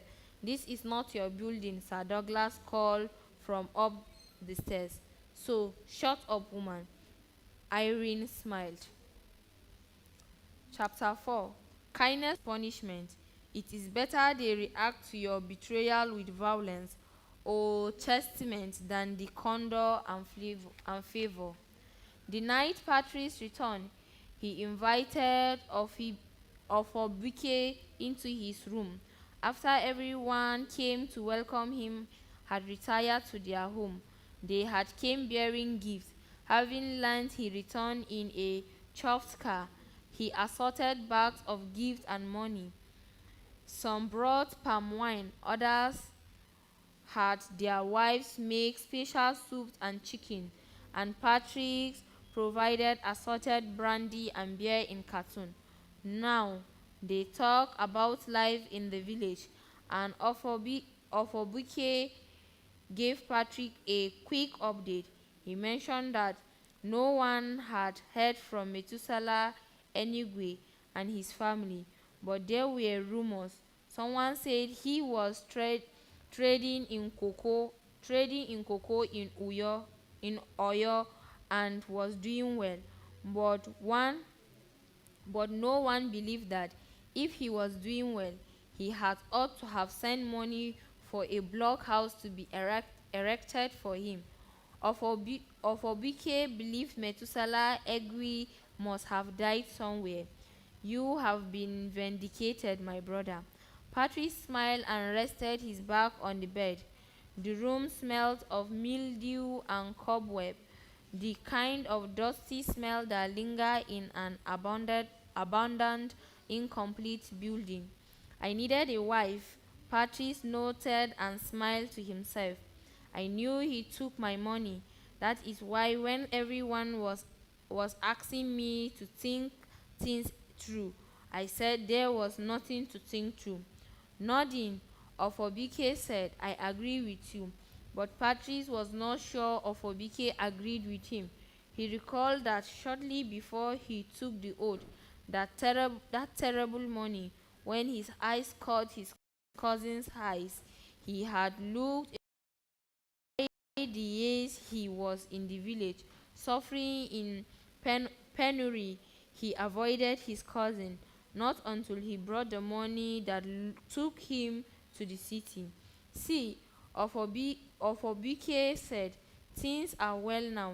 Tell me about your life after you left for your second missionary journey.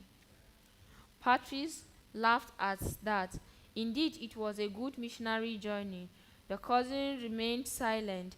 A well kego ran across a wall a wall kego a wall kego ran across the room towards the lantern to scavenge on the flies that were attracted by the light. Hold on, Patrice said. He went on to the corner where his back was. His sluent was cast to the wall, and even though his body blocked off Obike, he could see him bring out some wrapped notes from his bag.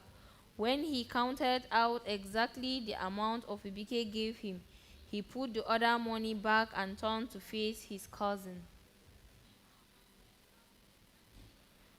Humans are not animals. When we eat, we do not go to the trees like animals do. We go to our brother. He handed the money to Afobike, who accepted it with both hands, bowing a little. I should be the one thinking your money and what motivated me out of my self-pity and grief to travel back to town. Now, see change. Patrice walked back and sat on the bed. The lantern dimmed. I would have died by now if I had remained in his villa. Tapping of Obike on the knee, he said, in our case, you did not wait for me to say I was itchy. You knew and gave me all you had. What runs through our veins, brother, is blood, not water. It is not blood. What affects the eyes affects the nose, Ofobike said to him. Now, what next? What do you plan to do with your life? I will start a cement block house for my father. I already had a business idea, rice business. Good. Remember that I said to you that night, I brought you this money. Patrice nodded. I know you have the idea in you. Patrice thanked him. Ofobike stood, but when he got to the door, he said to Patrick, I have another cement block house now. Oh, Patrice's jaw dropped. You are a true son of your father. When one's brother is a blacksmith, he learns to make the best wares. He whose brother is a tiger can never be an antelope. Or am I telling a lie? Patrice smiled at him. There is already a cement block house in his family, Obike said, remembering that Patrice told him of using part of the wealth he now had to erect another house. This one, why build another for your father now? Why not put all the money in your new business? The house can come later, brother. Patrice smiled at him. I hear your wise counsel. It is oil that it is in your head, not water. They smiled at each other. But the money I have is enough to do both. Ofibike's eyes widened. For the first time, he wondered how his cousin made so much money. If you say so, my brother, then he asked, what about your daughter Susanna? Patrice hesitated. Susanna is well now. You sleep well. His cousin wished him a good night and left. Sir Douglas Akidi and his wives seems to be avoiding each other. He made sure he left for work early or after he was sure Irene had left. He wished not to see Susanna at all. If it was possible, and so far, he would not set his eyes on her. Susanna made herself scarce, encouraged by shame. Whenever she ventured out, Sir Douglas' children looked at her as if she were a leper. Somehow, it had leaked from someone in the house who had dropped on the conversation between their parents and pushed further by ec- by e- by Equatosi, who never stopped soliloquizing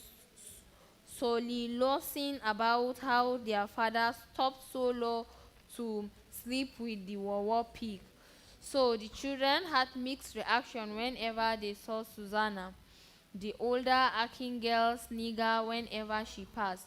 The teenage girl once and the children cursed at her to avert their eyes or push her if they bumped into her in the kitchen when she went for her food. Whenever it was Ekotosi's week to cook, Susanna was in trouble because she would have nothing to eat. She would depend on handout from Okon's wife.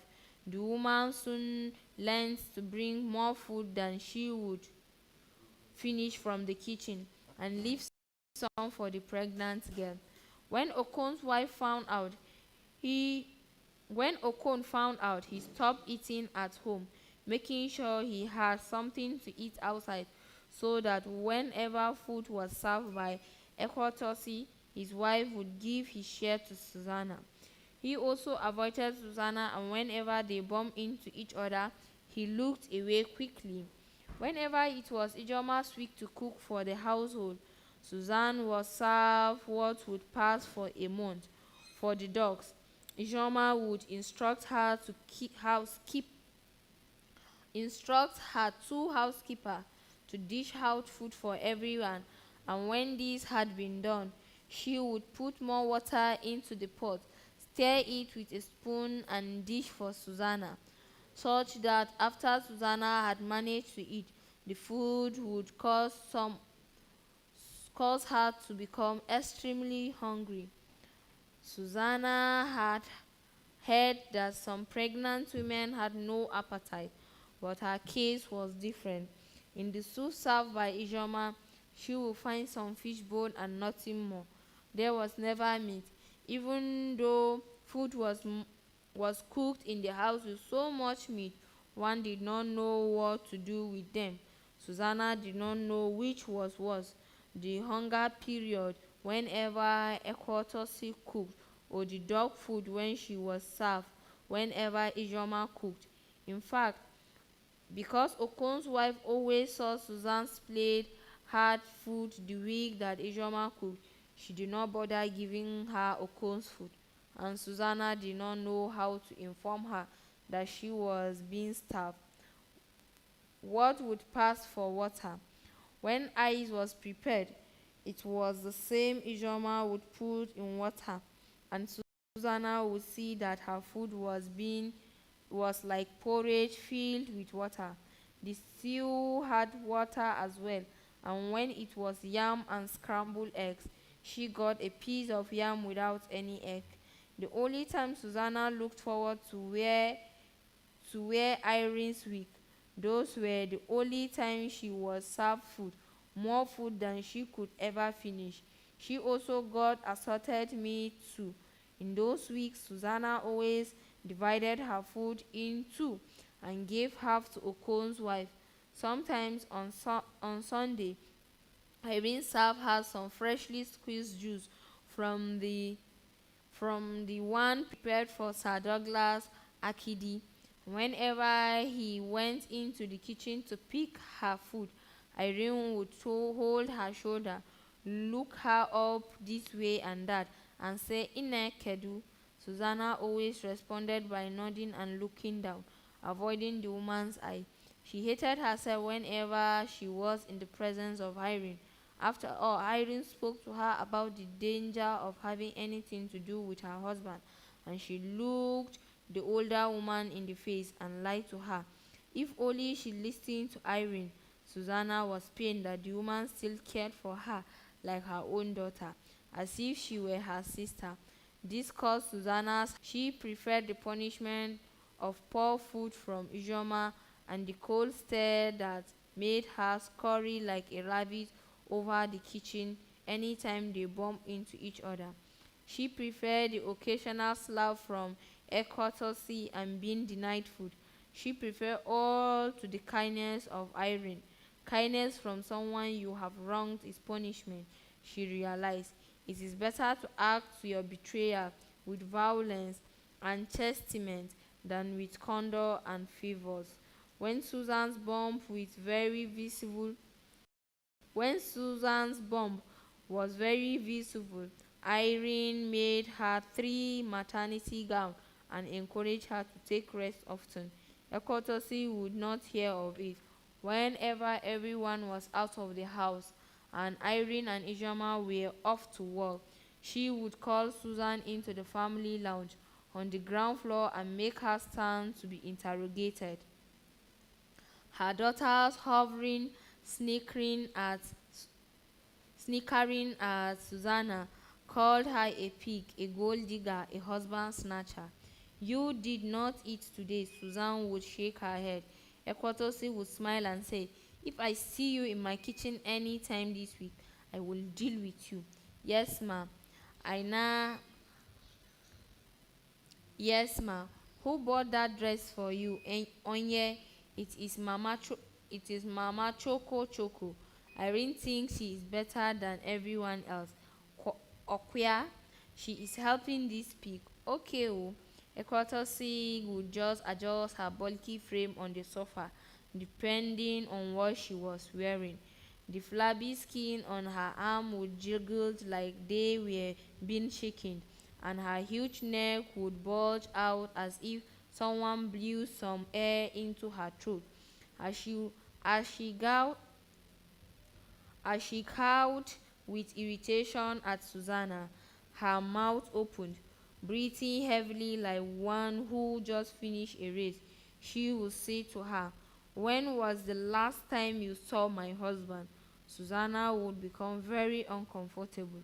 No, no, madam, she would say quickly. I have not seen Oga. Please, I cannot see him, please. I cannot see Oga, please. Equatosu would mock her. Anofia, Anofia.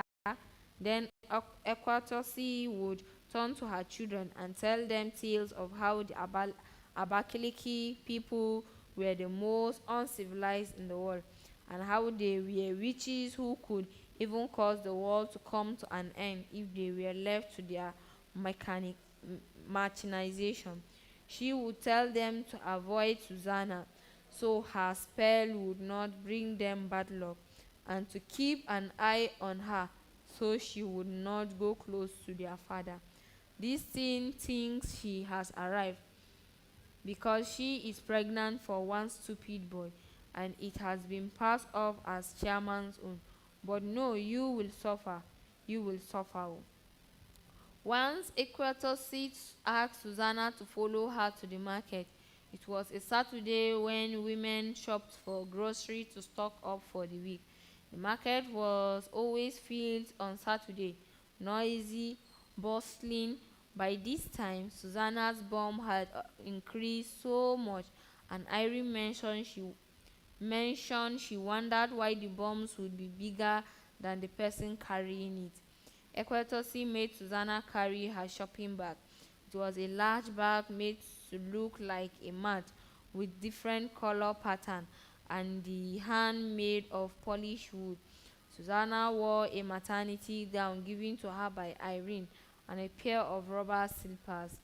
With the right hand, she held the basket and walked behind Equatosi while her left hand was on her waist, supporting the weight of her bump. People watched as they passed. It was such a sight. An overweight woman, richly dressed, known by almost everyone in the market, to the first wife of the wealthy businessman, Sir Douglas Akidi, and a pregnant teenager that rumors said was put in the family way by Sir Douglas himself. As they passed, market women and their custom talked in hushed tone of how men were pigs who eat anything. Some had pigs Some had pity for the girl. Others talked about the wickedness of Equatosi, who dragged the suffering girl under the sun, while she strutted as if she were the Queen of England herself. When they got to the shop owned by her friend, Equatosi sat to stretch her large frame of legs. "Is this the pig?" one woman said. "Oh, see how rotten she looks." "Mpama," another said. Equatosi signed again and again. Nekene, she pointed at Susan, the Nwa Nza who felt she had grown after overfeeding herself and thought she would wrestle her chi. But you know the story of the Nze bird. After he thought he would challenge his chi to a wrestling duel, he fell into a trap set by the little boys. "This one is already in your trap. You only have to clip her wings." "I am doing so already. To think that your husband gave them everything. I warned Chairman when he took the idiot Patrick's back. I warned him. I ma uma nwoke. The world is about to come to an end, I tell you, my friend. This one will be the end of us. To think that she could seduce Chairman, a whole Chairman, knighted by Queen Eliza herself, is beyond me."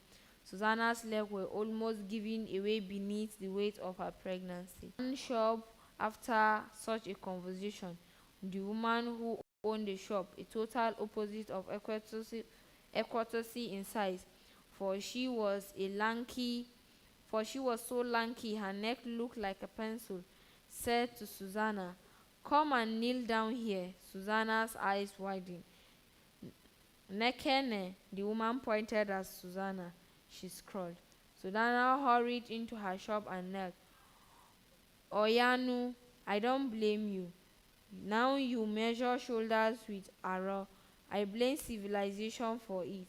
Before, it was your kind that was sold into slavery or sacrificed to Ibini Opabi for the protection of others. Kneel properly, Anukia." Susanna struggled but knelt. Equatosi nodded in appreciation as the woman served her malt and Oxford's cabin biscuit, while tears rolled down Susanna's eyes. The night Susanna's baby came, it rained so heavily. The general hospital was flooded. What happened before? No one in Abaleke could remember when it rained so much that flood got into the hospital.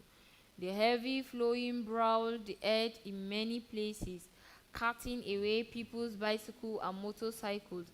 In one compound, it pulled down a section of the wall, leaving every other side standing. In the morning, people were amazed at how one section of the wall fell off neatly from the other side, like someone chopped off a part of a rectangular meat, neat with a sharp kitchen knife. Irene ran into Douglas Akin flat to inform him that Susan was in labor, while Okon's wife hovered by the staircase. Sir Douglas was sipping tea and watching a football game on television when Irene told him. He did not flinch or raise his eyebrow in surprise, like one would in a woman who was pregnant. For them were said to be in labor. He simply picked his pipe from the side stool and took a lighter to it, flickering the lighter twice to light the pipe. After he dragged it at it once, twice, and inhaled, he exhaled a long smoke, spiraling into the air. Irene waiting patiently, knowing he was trying to decide. Sir Douglas said, "This kind of thing you men can handle without bothering me, eh?" He was holding the pipe in his right hand, raised just a little above his chest. Irene's hand was trembling.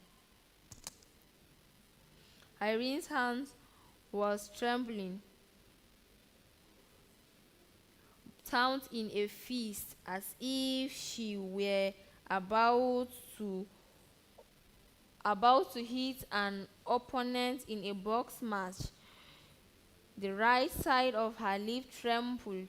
Calm herself by taking a deep breath. Then she took a step and another. Look, this girl, that girl was put in that condition by you. No one else did. She pointed at him, taking another step. Sir Douglas did not react. The pipe was still in his hand, in his right hand. He only stared at her as if measuring her every reaction. Irene informed him, "You should look. It is right that you do what is just by her." She exhaled again. When Sir Douglas Akidi remained unmoved, she added, "The baby she will bear today will be Sir Douglas' turn." Then rain increased in intensity, and Irene wondered how they get to the hospital. She could not drive in the night, and it was a rainy night. "Now, woman," he took a deep breath, "what do you ask of me? Get Okon to drive us to the hospital is all. Tell him I approve." And he put the pipe back to his mouth. Irene walked past him to the shelf, opened and one she was sure she could find some money in, and took some cash. Irene, turning to face him, she said, "Don't start." Hurried out. Sir Douglas Agidi signed. That night the baby was born into the arm of Irene, for Susanna passed out just as she pushed the baby out. Irene saw that it was a boy. She flinched. She bit her lower lips. There is going to be trouble, she thought. Joma and Equatisi will be infuriated. That night, while it rained in town, water seeping through holes, and the roofs of the hospital wards where the baby was born flowed full down two buildings in Ekebe Agom's compound. The flood felt the older hut Patrice Ekebe father lived in, and the new cement block house he started. The block house had already been completed but not roofed. In the morning, water ran through every village path and covered people's feet up to the ankles. As frogs sang a cacophony of croak, water Nile drifted here and there, and mushrooms sprouted in field and swamp. When villagers gathered, it surprised them to see that Ikebe Agum horns had fallen. The thatched roof on top of the debris. They cried when they saw the newly erected cement block house, leveled such that one would not ascertain where it stood before. Some of the blocks were carried hundreds of meters away, and the walls. Just at the same time Susanna pushed out Ikebe Agum's great-grandson, was that the old man was crushing under the weight of his own building. It took several able-built men, including Patrice Ikebe's brother, to disembar the thatched house and to lift the mud block to get to the lifeless body. Everyone saw that the mud block fell on Ikebe Agum's head, crushing his skull terribly. His brain and blood were washed away by such that his body was recognizable. It was a horrific death. Just after Patrick Ikebe began the building, he traveled to the north with all the money he took from Sir Douglas Agidi. So only a fraction of it was taken by the building project. He was going to be a wealthy man when he returned. He was sure. He would return with a lorry, load heaven high, and with bags of paddy rice, such that the tires would threaten to burst. And when he returned, he was sure he was going to parboil them in drums, then take them again in another lorry to the mill, and after milling, sell them off, more than doubling the money he purchased the rice with. He planned to repeat this several times a year, and expand afterward. He could buy his own milling machine. He would buy a lorry afterward, and in 3 or 4 years he would become richer. The plan has written in his mind. Every day his head calculated every dime that will go into it and every profit that will be made. He did not he did not take chances. Patrice found that once his plan were in motion, he would not sleep anymore, try as much as he would. Every evening he tried to his head in one bed apartment and he rented around the Apago area of town. But once he was in bed, he found that sleep sort of evaded him. Most nights he stayed awake, counting the number of ceiling boards on his roof. They were 8 board, he knew already, but he counted them again and again. Every night he come to know the number of spiders on the ceiling. He knew the wall geckos in the room and followed every of their movements. While counting the ceiling board, he would drink of the water he would marry. Perhaps Ijoma's sister. If he had a lot of money, then he would marry her. Which woman does not like money, he always thought. After all, someone as beautiful as Ijoma would not have married Sir Douglas Akidi if not that the man was rich. What would a Philippian do with a classy, beautiful, educated woman? What? So while staring at the ceiling, he planned his wedding. He was going to be the talk of the town. It was going to be the talk of the town. If he could not marry Ijoma's sister, then he would be sure to marry a young girl, fresh out of teacher's training college. He would take his wife to the village and show her off. In fact, he began making a mental note of how this woman was to look. First off, she would have a pointed nose so that he could get to touch it. Say flinch his finger over the nose every time, and when they made love, he was going to kiss this nose. She would have a large lower lip, just like Neoma. She would be tall. A man of average height as him needed a tall woman to complement him. She was going to be light in complexion. If there was a power cut, and since he was going to be taking her to the village often, he wanted her skin to illuminate the house or for her body to glitter to the sun, such that people will come to admire her or to say, "Excuse me, madam, but can I touch your skin?" But life is better lived in a dream. Patrice bought hundreds of bags of paddy rice. He hired a mammy wagon and loaded the bag of rice in. Around Zakibian, as they headed to Abakaliki, the lorry skipped off the wet tarmac and fell into a ditch, hundreds of meters below. Patrice, who was traveling in the wagon alongside the driver and his conductor, were trapped. The bag of rice thrown off, scattering down the valley. Some of the bags opened in so many places as they rolled down. The lorry somersaulted several times. When help finally came for them, several minutes later, it took 3 men to lift up the bag of rice resting on Patrick's knee. While he was unconscious, when he woke up days later, he felt his leg was hung with a rope on a steel beam attack on the roof of a hospital somewhere in Zakibian, and he remained like that for 2 months. That day of the accident, it rained so much that what left of the rice was destroyed by the rain somewhere down the valley. The building where Patrice lived were already deserted when Afobike and Patrice's brothers arranged.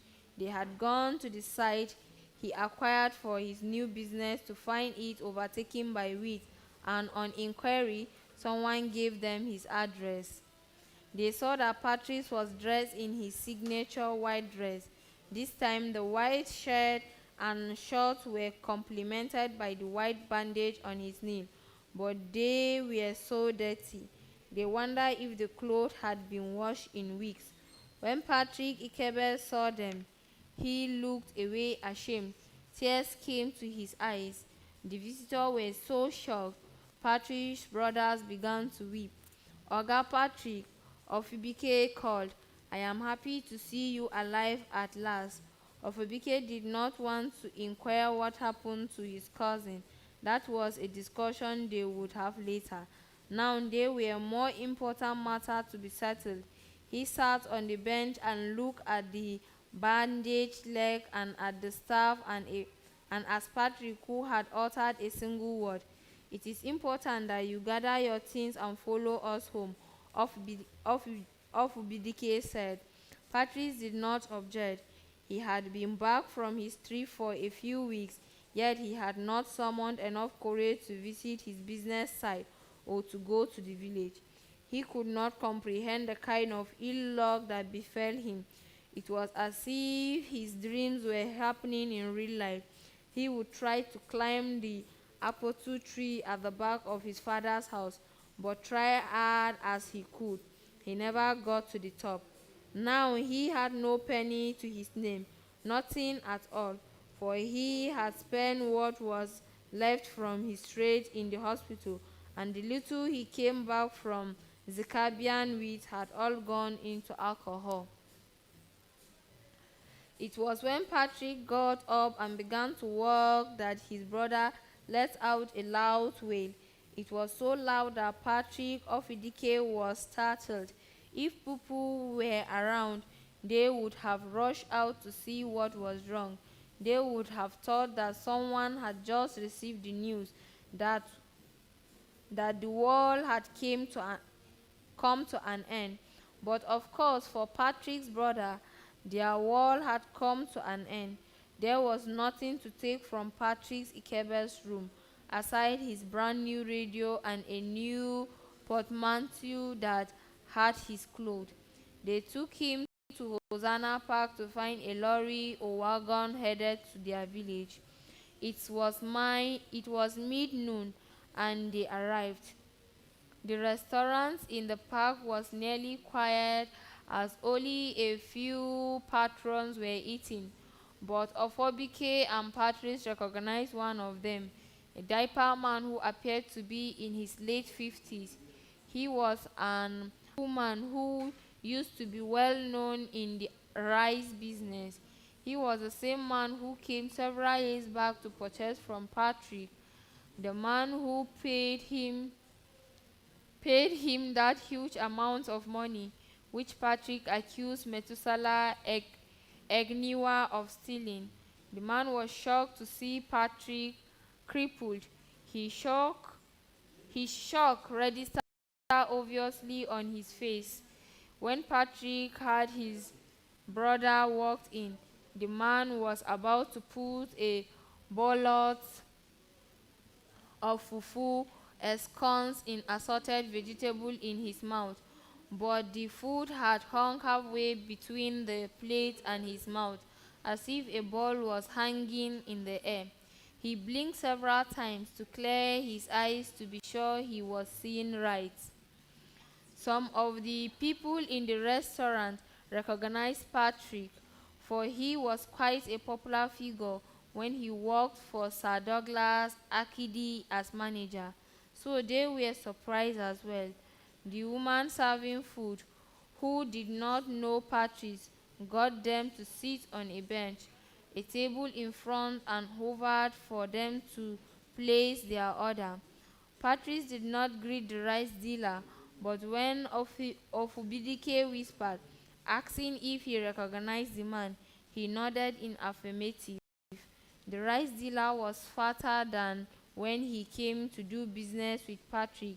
He was thick, like someone put a nozzle into his anus and puffed in some air till he became bloated like a tube. But it was not the blunt of a well-fed man. He appeared to be suffering from some illness. His neck was thick and had dark patches. The hand folding his foot jilted such that it took great effort for the food not to fall off his fingers. He wore a baggy polo shirt and trousers, the kind made to look bogus. On his feet he wore old and torn sandals. This man heard them enough to grasp what had been said, and this increased his discomfort. The rice dealer did not continue eating. He pushed his plate away, washed his hand and with difficulty, and ordered a beer instead. Chilled one, he told the food seller, while avoiding meeting Patrick's eyes. As soon as Ofobidike paid the trial file out of restaurants, the man stood and shuffled to the door, beckoning on his partners to join them. I am sure you remember him, he asked, the one who talks like a cripple. He took a toothpick to his mouth and began to pick his teeth in a manner that would cause his gums to bleed out if I do, his companion said, rather loudly. The rice dealer pinched him on the knee to quiet him. He looked around. Only one patron remained, and he was busy devouring his food. The diaper rice dealer looked around like a thief surveying his surroundings.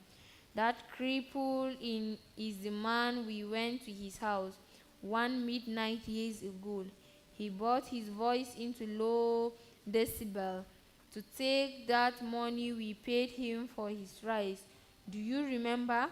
The other looked paralyzed. It had been several years, and of course, there might have been other businesses like that. Agada village, close to Nwida market, the rice dealer said, trying to jolt his companion's memory. He had a cement block house. We left there before noon, but by midnight we went back.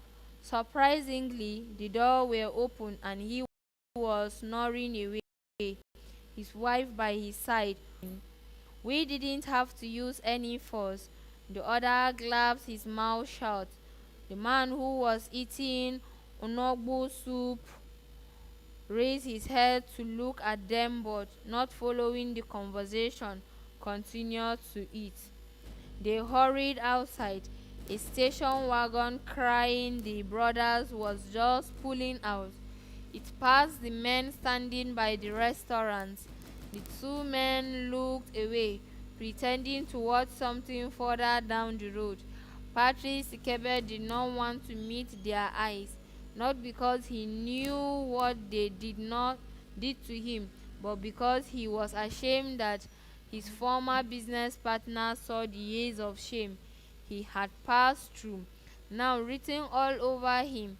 If only he had looked further, then he would have seen the other man's suffering.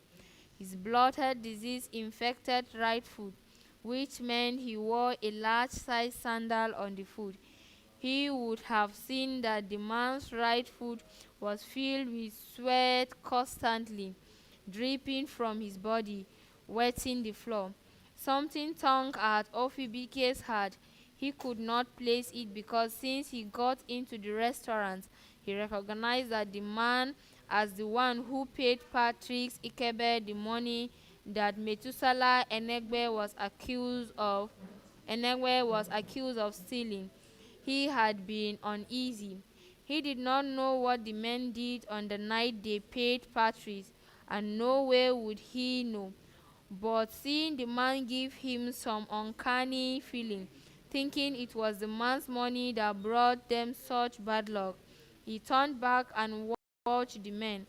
As the wagon drove away, Ofibidike continued to watch until he could not see them anymore. Then he turned and held his cousin's hands. Chapter 5. That which runs in the bush, no matter how long it tries to hide, comes to the road eventually. Kosarachi had no memory of his mother. He was 2 when she was said to have run away in the middle of the night. Some said she followed some cement riders from Bendel. Others said she ran away with some young men of easy virtue to Lagos. Some other stories had it that she fell in love with a rice trader from the north and secretly followed him in his lorry. No one has seen her ever since. Whatever was the case, he did not care. He believed that no good woman abandoned her child, no matter what. If she were a good mother, she would have taken him along with her. He believed his mother was after her own comfort when she vamoosed, just like smoke into thin air. And like smoke, once gone, no one could ever set eyes on it again. The scent could linger in the nursery or the clothes for some time, but it soon was gone, forever forgotten. He did not want her scent to linger, so he buried every story he heard about his mother in the deep, endless pit of the heart, where, if one chose, they could bury things they never wanted to remember. He was an adult now. It was the year 1990, and the military had just handed over to elect civilian leaders. The air in the entire country smelled like Christmas all year round, not optimism was but that optimism was not for someone like him, someone whose life was being forced to fail. Of the older step-sibling mentioned his mother when they visited. They said that she was so beautiful, men used to stop her on the road. No one ever said it was that beauty that attracted their father. They said she was hardworking and used to outwork them in all their father's rice farm. No one mentioned that it was on their way to a rat swamp that their father saw her. On board, on board his Peugeot pickup truck, it was as if there was a great attempt to sieve the story to his mother, to redact it such that he would not really know who she was. There was no photos of her anywhere in the house. Madame Irene mentioned that if there were to be any photos, it would be with the widow of their long-dead driver Okon. But Okon passed and Sir Douglas Akin asked the wife to evacuate the quarters. So the woman relocated with her children to Ikot Pene, never to be seen again. Madame Irene was the mother he knew, but she made it known to him from when she was 8 or 9, when she was not that she was not his mother. Nen Aya, I don't want to deceive you. I am your mama. I took care of you from age 2 when Susanna left. You are my son, but you have a mother and she is out here there somewhere. Someday soon she will come for you, and when she does, I don't want you questioning identity and she thinking you were lied to all the while. No one had ever said he no one had ever said he was not Sir Douglas' son. They did not say that for all his sons, Equator's 2 sons, Ijoma's 2 sons, Irene's 2 sons, none looked more like Douglas than Kasarachi. Kasarachi and his father were of same height. He had an afro just like Sir Douglas. They had the same full lips and wide eyes that looked like those of a kite. When he looked serious, lines appeared on his forehead and his nose tightened and flattened a bit, just like Sir Douglas Akidi. The only discernible difference was their voices. All his life could distinguish his right from his left. He had always tried to be like his father. He longed for the validation of his father, but Sir Douglas treated him as if he does not exist. Kosarachi could not remember ever being touched by his father. If he needed anything, then he talked to Irene, who provided. When she could not provide, she asked Sir Douglas for, and he gave it to Irene for him.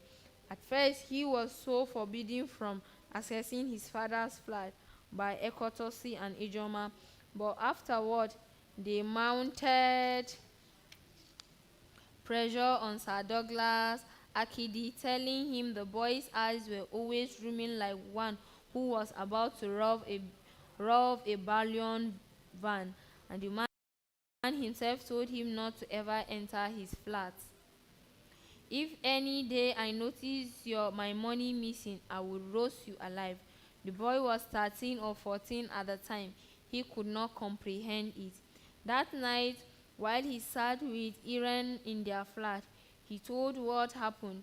I have never been to Papa's flat, he informed her, yet he thinks I am going to take his money. Irene looked away. She was tired of the constant complaint, of the question, and of his sob whenever the other wives or children treated him badly. Have I ever taken your tin, Mama? I have never taken your tin, Mama, he said. I know, my son. They said my eyes were like those of criminals who rob banks. The boy smiled. Girl, Inti, if your father thinks your eyes look like those of criminals, then he must be a criminal himself. Your eyes are just like his. Irene had tears at the periphery of her eyes. If she blinked, then they would drop. She held herself carefully not to show weakness. Then she stood hurriedly excusing herself to check something in the kitchen. But she went there to cry quietly. She was tired of fighting with Ijoma and Ekwatosi. The boy had the Akidi's blood in him. It did not matter who his mother was, but they would not hear of it. What worried Ekwatosi was the grandson of the Patrice, whom she always hated, may one day take an inheritance from Sir Douglas wealth. It was a worry Ekwatosi was going to take to her grave. Already it gave her high blood pressure since the day the boy was born. She was placed on blood pressure medication, which she took daily. Irene told her it was a punishment for hating the innocent child. Joma Akidi, on the other hand, was angry that his boy looked like Sir Douglas Akidi. Whenever there were visitors in the house, she sent the boy out. I don't want to see your ugly face around. You hear? But Irene always made sure the boy showed his face, and many a times the visitors inquired about him. Which of the wives had him? They would ask. Sir Douglas would sniff in his chair. Ekwatosi would look away, and Ijoma would pretend not to hear. Most times, Ijoma would begin to serve drink or say that food was ready or walk away. Irene liked to use the opportunity to remind everyone of the fourth woman in Sir Douglas Akidi's life. Oh, she would say, you don't meet him, that is Kosara China, Christmas love son.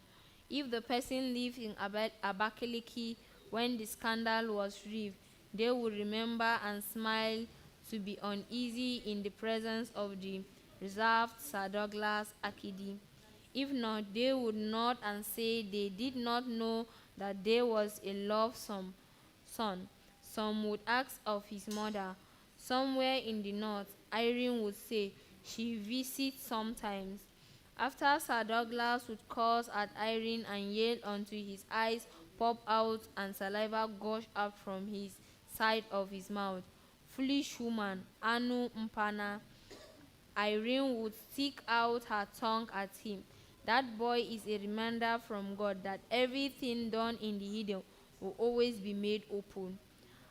Agihi agidi epochi afo ime aka. That which runs in the bush, no matter how long it tries to hide, comes to the road eventually. I am the one who will kill you, Sir Douglas Agidi would threaten, going after her. Once Sir Douglas Agidi tried to settle the matter amicably with Irene. She wanted her to stop reminding people of Susan, especially important visitors. He did not want them to know that he had an association with the Wawa, for he was known in the entire Igbo land for hating on the Wawa, for seeing them as people lower in stature.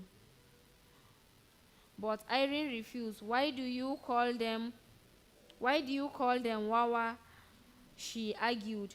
Because they are honest and hardworking. Because they are not as crook as you and the rest of your friends. Please stop, I beg you, until you accept him as your son and treat him right. Never, Ngwanu, prepared for more of my action, oh, Douglas. I can never leave you to rest until you do right by him. Then I will make sure you die by your own hands. Irene would laugh at him. Douglas, do your worst. The year Kosarachi turned 19 and was refused to further studies. He finally decided to stop trying to please his father. Then he was out of secondary school, top of his class, and instead of being shipped off overseas like all the Agidi sons, was employed as a handyman in the mill, just like his father, Patrick. Just like his grandfather, Patrice. It was Ijoma's idea. The only thing that would serve Patrice right for throwing his daughter at you and running away with your saving is to humiliate his offspring. So Sir Douglas has sought the advice of his friend, Chief Samuel Idetu, who consented. At first, Kosarachi refused to resume work at the mill. Then Douglas Agidi ordered that they stop feeding him, to punish Irene for feeding him, to cut her off from the kitchen, and withdraw her allowance. Then he had this boy ransacked her room to take away any money they found. It was humiliation that lasted for 3 hours, supervised by Douglas Agidi himself. After that, Irene cajoled the boy into resuming work at the mill. But since he was as stubborn as his father, after a week or so of working at the mill, he plunged the engine of all the machine intentionally by pouring sand into the gas chamber.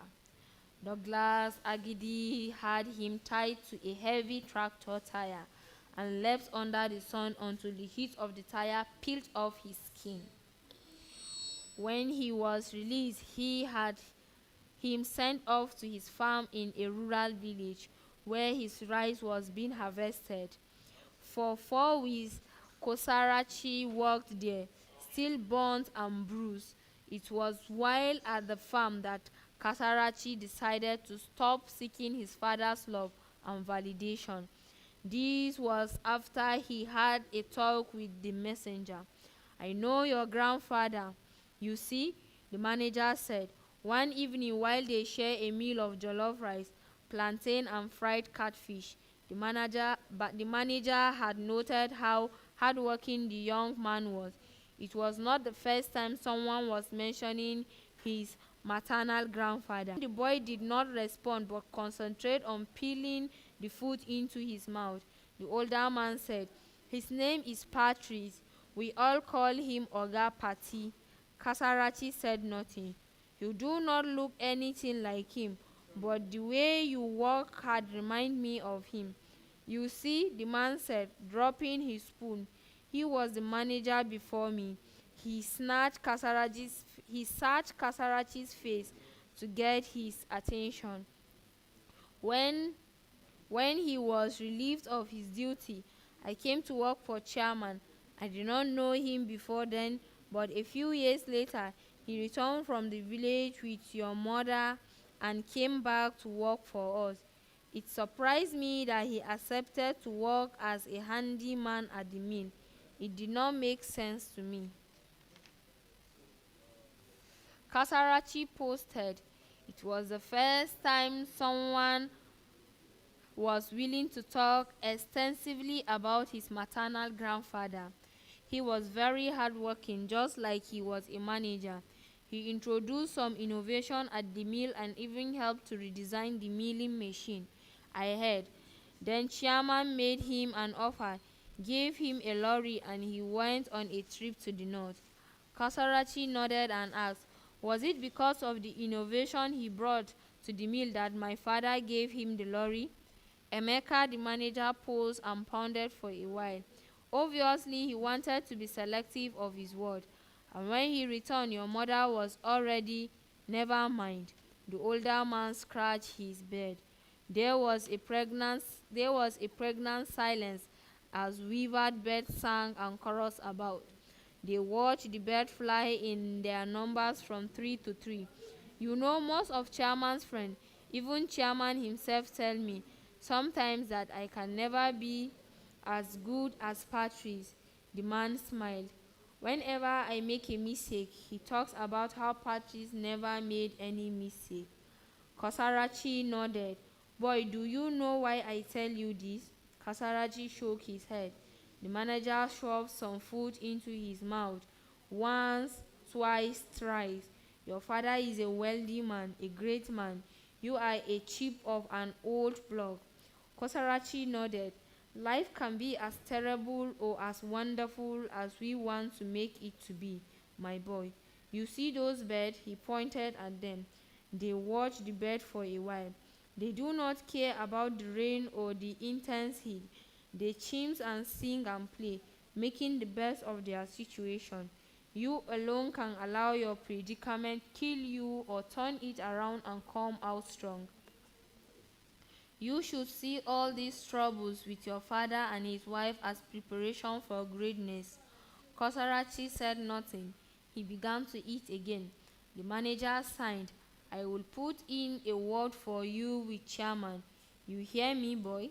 Now the boy nodded. "I hear you, Oga Emeka." That night, and many nights afterward, he could not sleep. Something else happened to him. Shortly after this conversation, his face began to change.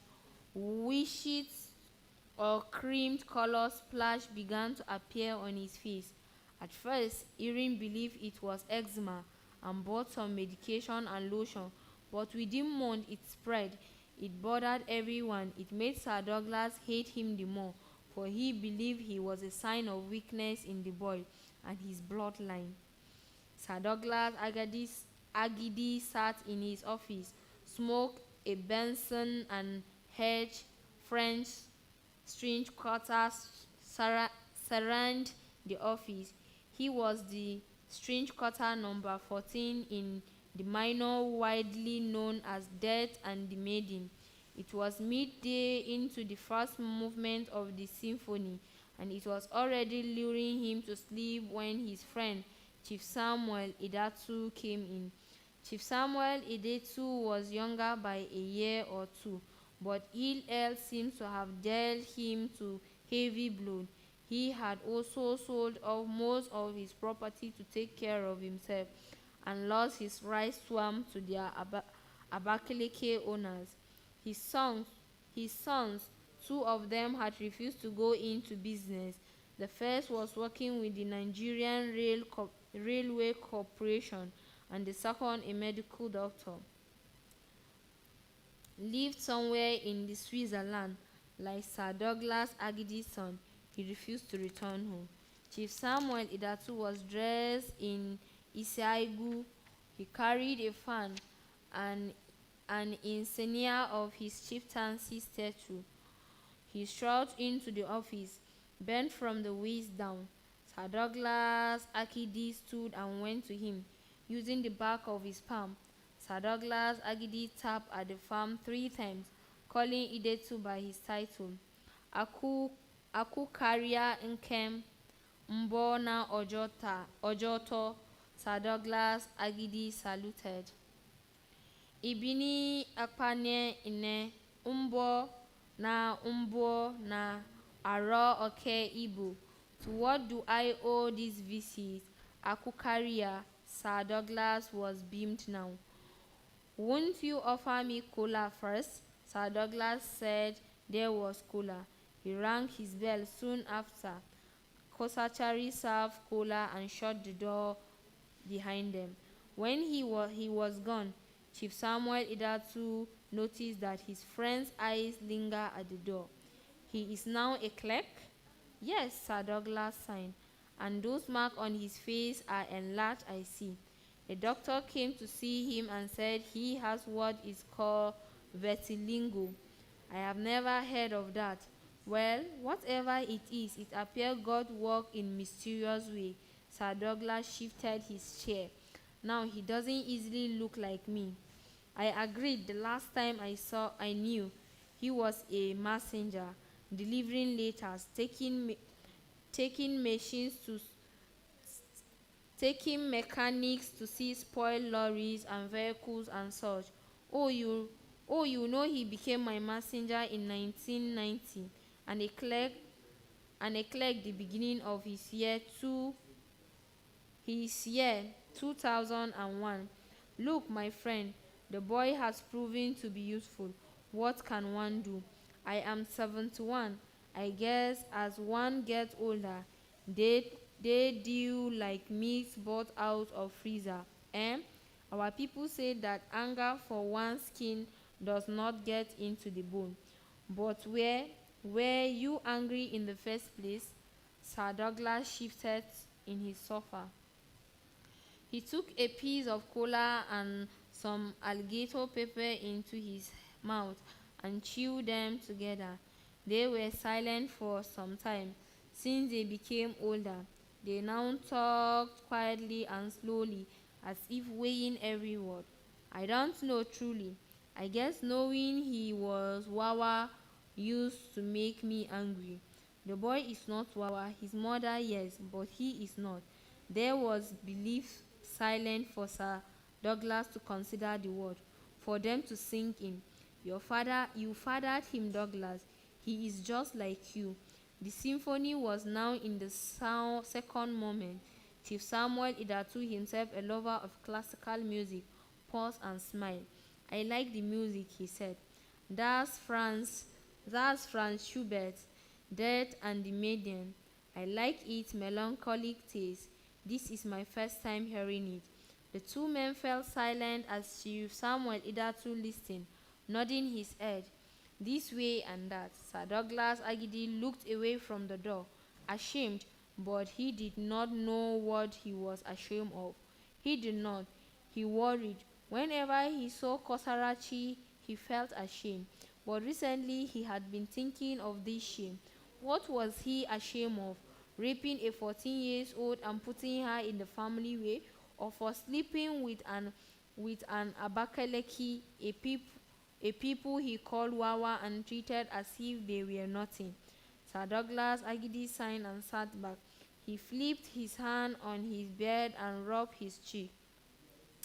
Things are changing, Sam, he said to his friend in a melancholic voice. It worried me. In fact, before you came in, I was thinking about it. The rice mill has seen its glory days and minted lots of money for me. But things have changed. It all started in 1996 when Abakaleki people were given their own state, Ebonyi. Now, they have become leaders. They have also gone into the business. They now own mills. Now they run everything. They are everything they have ever bought up all the other mills that our people used to run. Imagine that, Sam. It worries me. Chief Samuel Idatu signed as well. Who would have thought a day would come when an Abakaleki man will not be dependent on us? He hit his staff on the tiled floor. You see how the locals now patronize only the mill owned by their own people. Sir Douglas Agidi smiled sadly. He shook his head. They stopped lancing out their rice swamp entirely, preferring to cultivate rice themselves. That is now new. It began in the early 90s, but I didn't think it would get to this level. Now Sir Douglas Agidi cultivated rice on just 2 swamps, which he owned and which were not large enough and could not yield much.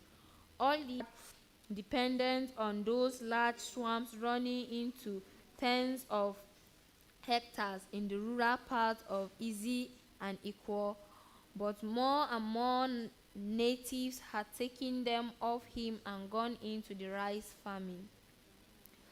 You know, Sam, I wish we could go to the 60s and 80s when we control and ran this. Now our sons are educated. They are engineers, lawyers, and medical doctors. Who could have thought? I think our time here is done. Even the haulage business has failed. It failed the moment Anambra men came into the business with their money and collapsed entirely when Abakaliki people joined as well. In the 80s, I don't think a single Abakaliki man owned a lorry, or did they? Perhaps a few. Perhaps. To cap it up, the men's club now have a few Abakaliki people as members. My father and your father would be torn in their graves. I raised strong opposition to this, but men like the chief Obonike would not hear of this resistance. He once said that if we do not change our mindset towards these people and there is another revolt, we would lose, like our father did in the 1969 and 70 massacres. I remember that day at the club when he said, "This is their place. After all, if they start a war against us, what do we do? Are we going to run carrying our building and properties on our head? You, Douglas, how many of your buildings are you going to carry if you ask to leave their land?" I did not know how to respond to that. Frankly, Sam, frankly, and other members. And that was when Chief Methuselah Enwa was admitted. Oh yes, he signed. You see, Chief Methuselah Enwa icked me, Sir Douglas Aki added. Me too, but what can one do? He came into the town from nowhere and seems to now run everything, from commerce to politics. Even religious leaders appeared to be in his pockets. I heard he returned from Sokoto, where he was into cattle business. That was why at his return, he set up that ranch somewhere at the expressway and brought in over 500 cattle and hundreds of bulls with those Fulani heads who moved them about for him. I hear this connection with the Fulani runs through to even the Emirates. I hear he is very influential. He might become governor, Chief Samuel Idatu said. Watch and see. They chew kola nut quickly. Each of their thought. I don't know, Sir Douglas Agidi signed. You don't know what? I don't know what if I feel for the boy, Sir Douglas Agidi pointed at the boy. Then my wives, Ijoma and Ekwi, women do not think like men, Douglas, but they see. Sometimes what we do not. Sir Douglas considered that. They reacted the way they do out of fear. Fear for what? Chief Samuel Idatu smiled. Do you know that they fear that this boy might someday inherit your wealth? Even if it were to be so, I have enough wealth to go round for all my sons. And your daughters even. No, none of my daughters will inherit anything from me. What I owe them is quality education. Anyone they despise education or has not head for school, I will set up in trade, like Ijoma's daughter who now runs a luxurious fashion parlor in Lagos. But none will inherit anything from me. Chief Samuel Idatu considered that, well, I have sold off almost everything I own, so there is nothing much left for my sons, like more of my 4 daughters. He reclined on the sofa. But if it were when Odugu was still Odugu, I would have given my daughters something. They are the ones who take care of me now. Where are my sons? Daughters, no matter how much we try to think they are not useful, are the ones who care for us as we aged. I am beginning to believe that male children might be overrated after all. He clicked his tongue in irritation. I hear that your second son, the doctor, does not want anything. Don't mind the fool, Chief Samuel Idatu's face countered in anguish. He could not comprehend how a son would abandon his root and prefer a rot away in a foreign land. There is nothing, my friend, nothing more disheartening for an Igbo man than a son not to want to inherit his father's wealth or show interest in his affair. The other man nodded. What is the need for the wealth if one has sons who do not take pride in it? Sir Douglas produced a cognac and 2 shot glasses. Where is this from? Ijoma's brother brought it from a trip abroad. They pour a little quality into the glasses. Jennifer, what do you do, Jennifer? Creative. So what do you create? Fashion. Good stuff, good stuff. Hi, good evening, how are you doing? What's your name? Jemima. Jemima, what do you do? I'm also creative. What do you create? Scripts and anything else with words. Oh, that's nice. Hello, hi, how you doing? He has proven useful, he said.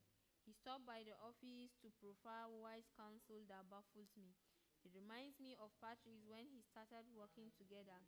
He signed wearingly. You know, recently he advised we set up a motor spare part dealership here in town. Oh, he did? I have been thinking about it of late. It made sense. And what are you going to do? I have discussed it with my manager and contact in Lagos. They agreed we should try it. We have nothing to lose. I have a large warehouse where we can use. If we try a year or so and not make profit, we can close shops. But I see no reason not yet to try. Chief Samuel Idatu thought about it. He stood just when Sir Douglas was lighting another cigarette. Sir Douglas accompanied his ailing friends to the door, wondering when his turn to succumb to old age would come. He dreaded it. He thought that if he succumbed to old age or ill health, like an old tiger, he might be devoured by younger, stronger ones if he ventured.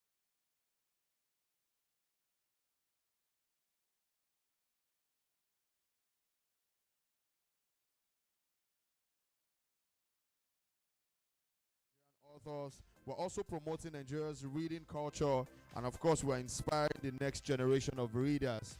I do understand how, how bad the reading culture in Nigeria has become, and one of the reasons why this 5 set of people have embarked on this journey is to promote the reading culture, and of course, it's to also celebrate our Nigerian authors and showcase a diversity and inspire the next generation of readers. You know what they say? They say leaders are readers are leaders. But of course, you can also say leaders are obviously readers. My name is Theophilus Alliance, and I'm honored to be here. It's a big honor for me to be a part of history making. It's an honor for me to come support this set of people who are doing amazing work, who are doing great work. So, of course, big shout out to all our sponsors and partners. In no particular order, I would like to, give a big shout out to the Library Lagos. Thank you so much, the Library Lagos, for partnering with this beautiful attempt. Thank you so much for doing this. And of course, big shout out to Naija Reads. Naija Reads, thank you so much for partnering. Big shout out to Mazimi Lagos. Mazimi Lagos, thank you so much for partnering with us. And of course, big shout out to Party Plunge. Party Plunge, thank you so much. Thank you so much. Big shout out to all our sponsors, all our partners, everyone right here, thank you so much for coming out to support these people.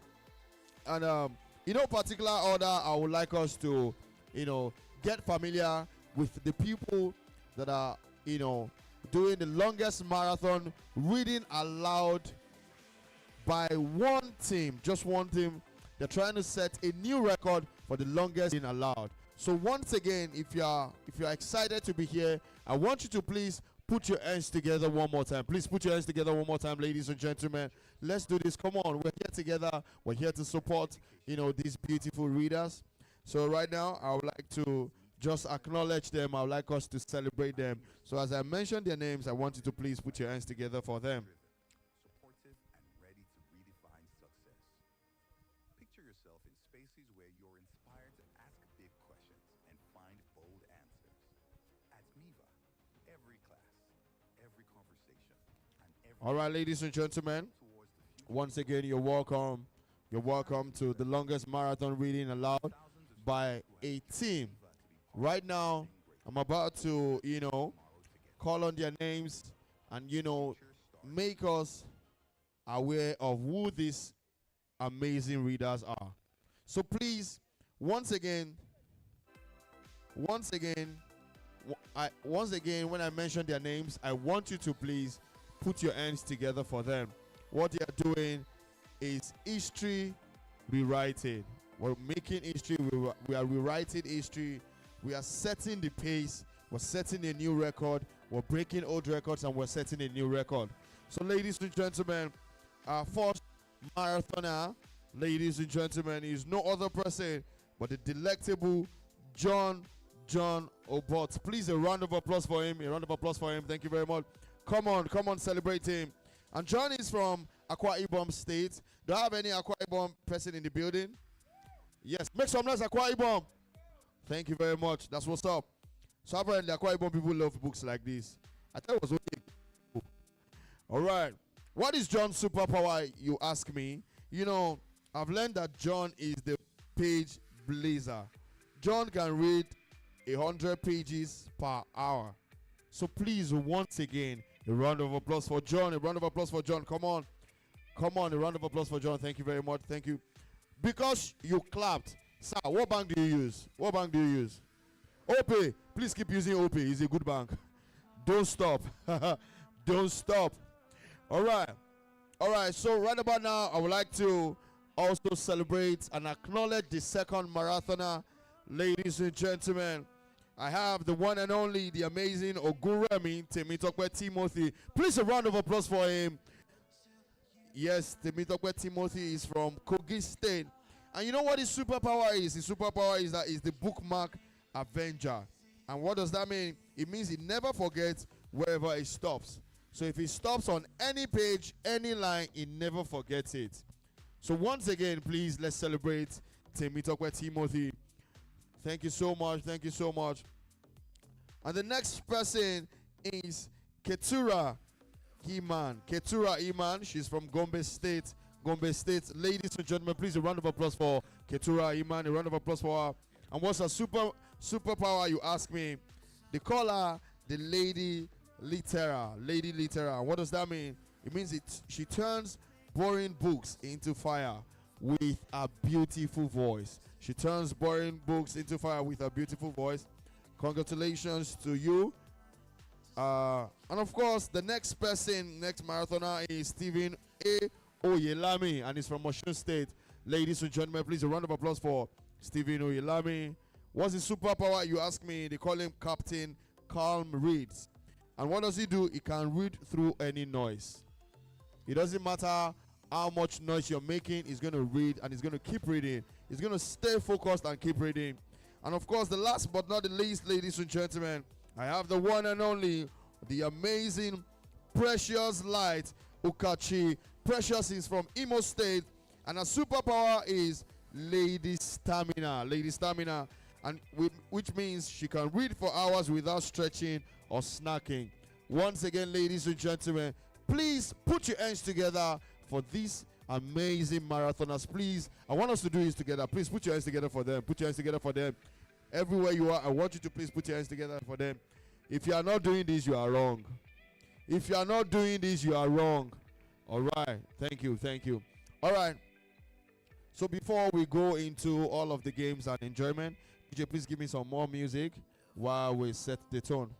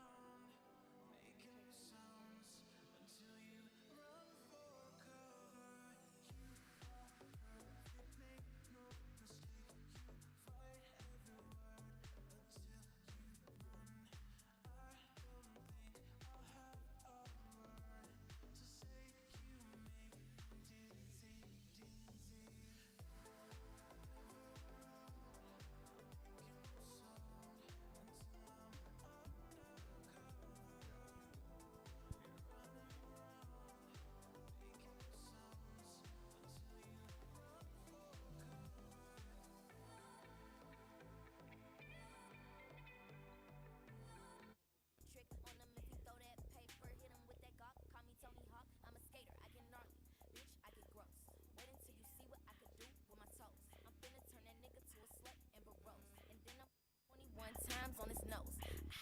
I'm tryna slut this nigga out.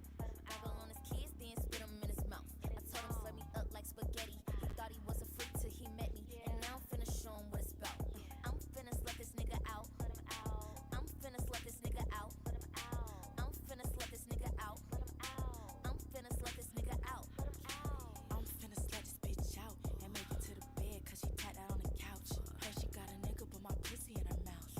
I could take your nigga or your bitch, fuck that house. I said what I said, upside down in the pussy like he's standing on the kid. He said that he a dog, guess that's why he like the bed.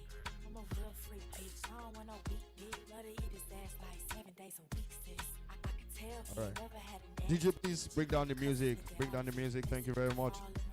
All right, my ladies and gentlemen, once again, I welcome you to this auspicious event. Thank you so much for joining us.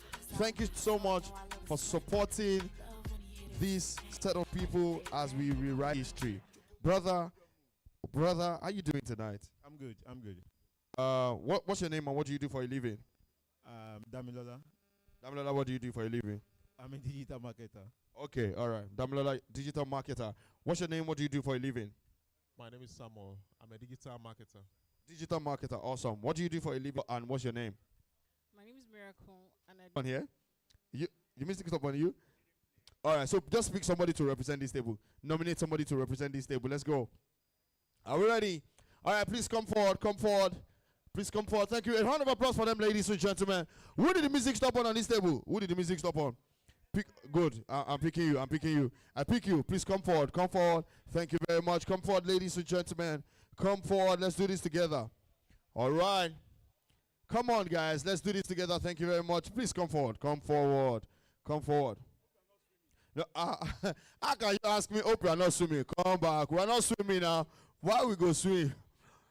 No, we're not swimming. All right, please come forward. Come forward. Are you guys ready? Where? Who is the person? Oh, okay. The guy on black is the representative for this table. That's what they said. Who is representing this table? He's the one, right? Please, a round of applause for him, ladies and gentlemen. A round of applause for him as he comes to represent this table. Come on, brother. I know you can do this. You are the set man. You've been selected. Please come on. A round of applause for him. I know he's shy. Encourage him. Encourage him. Come on. We have other people waiting. Let's go. Let's go. Make sure it comes forward. Please help me bring it forward. Thank you very much. All right. Are you guys ready for this one? Are you guys ready? So, all right. All right. Are we ready? Please come forward. Come close. Come close. So it's a simple game, right? It's a simple game.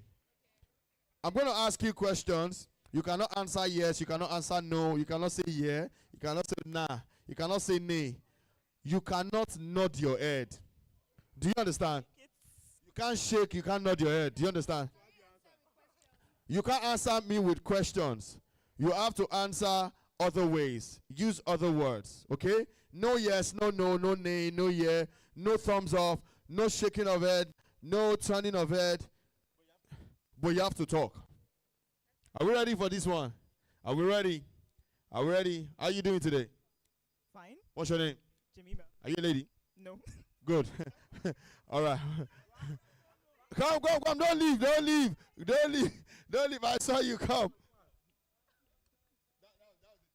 Get back. Hello? Hello?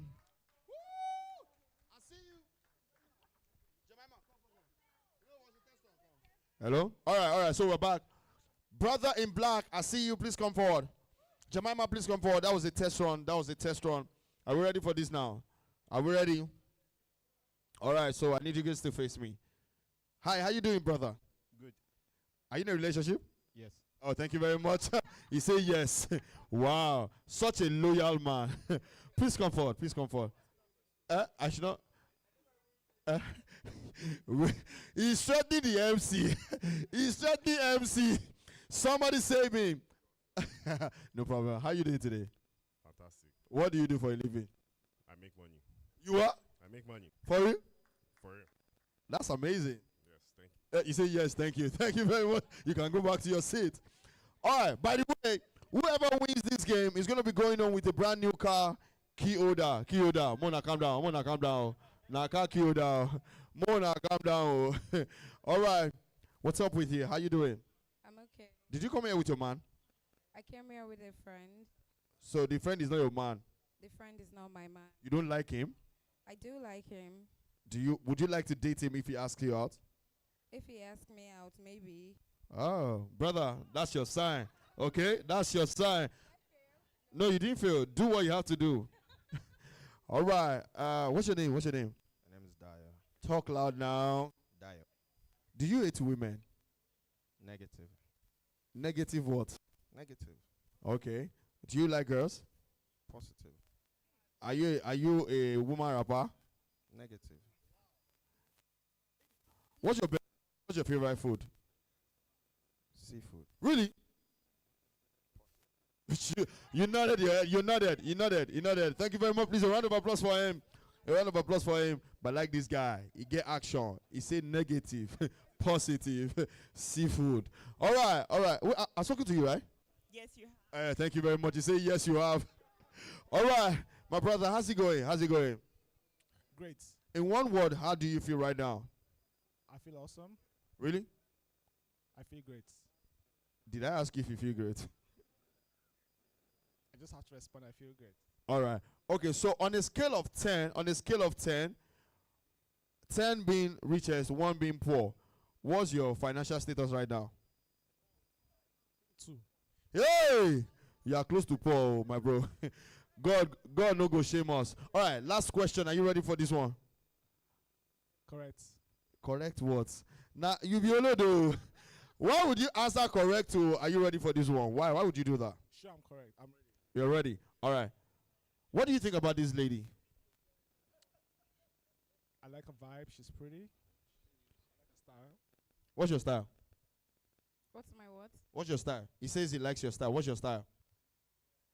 I just exist, I guess. I just Okay. Do you believe in zodiac signs? I do believe in. What's your star sign? I'm a Taurus. You're what? I'm a Taurus. You're a Scorpion. I'm a Taurus. Taurus. What are the characteristics of a Taurus? We have to open. Oh, you don't even know your zodiac sign characteristics upstairs. Oh, wow.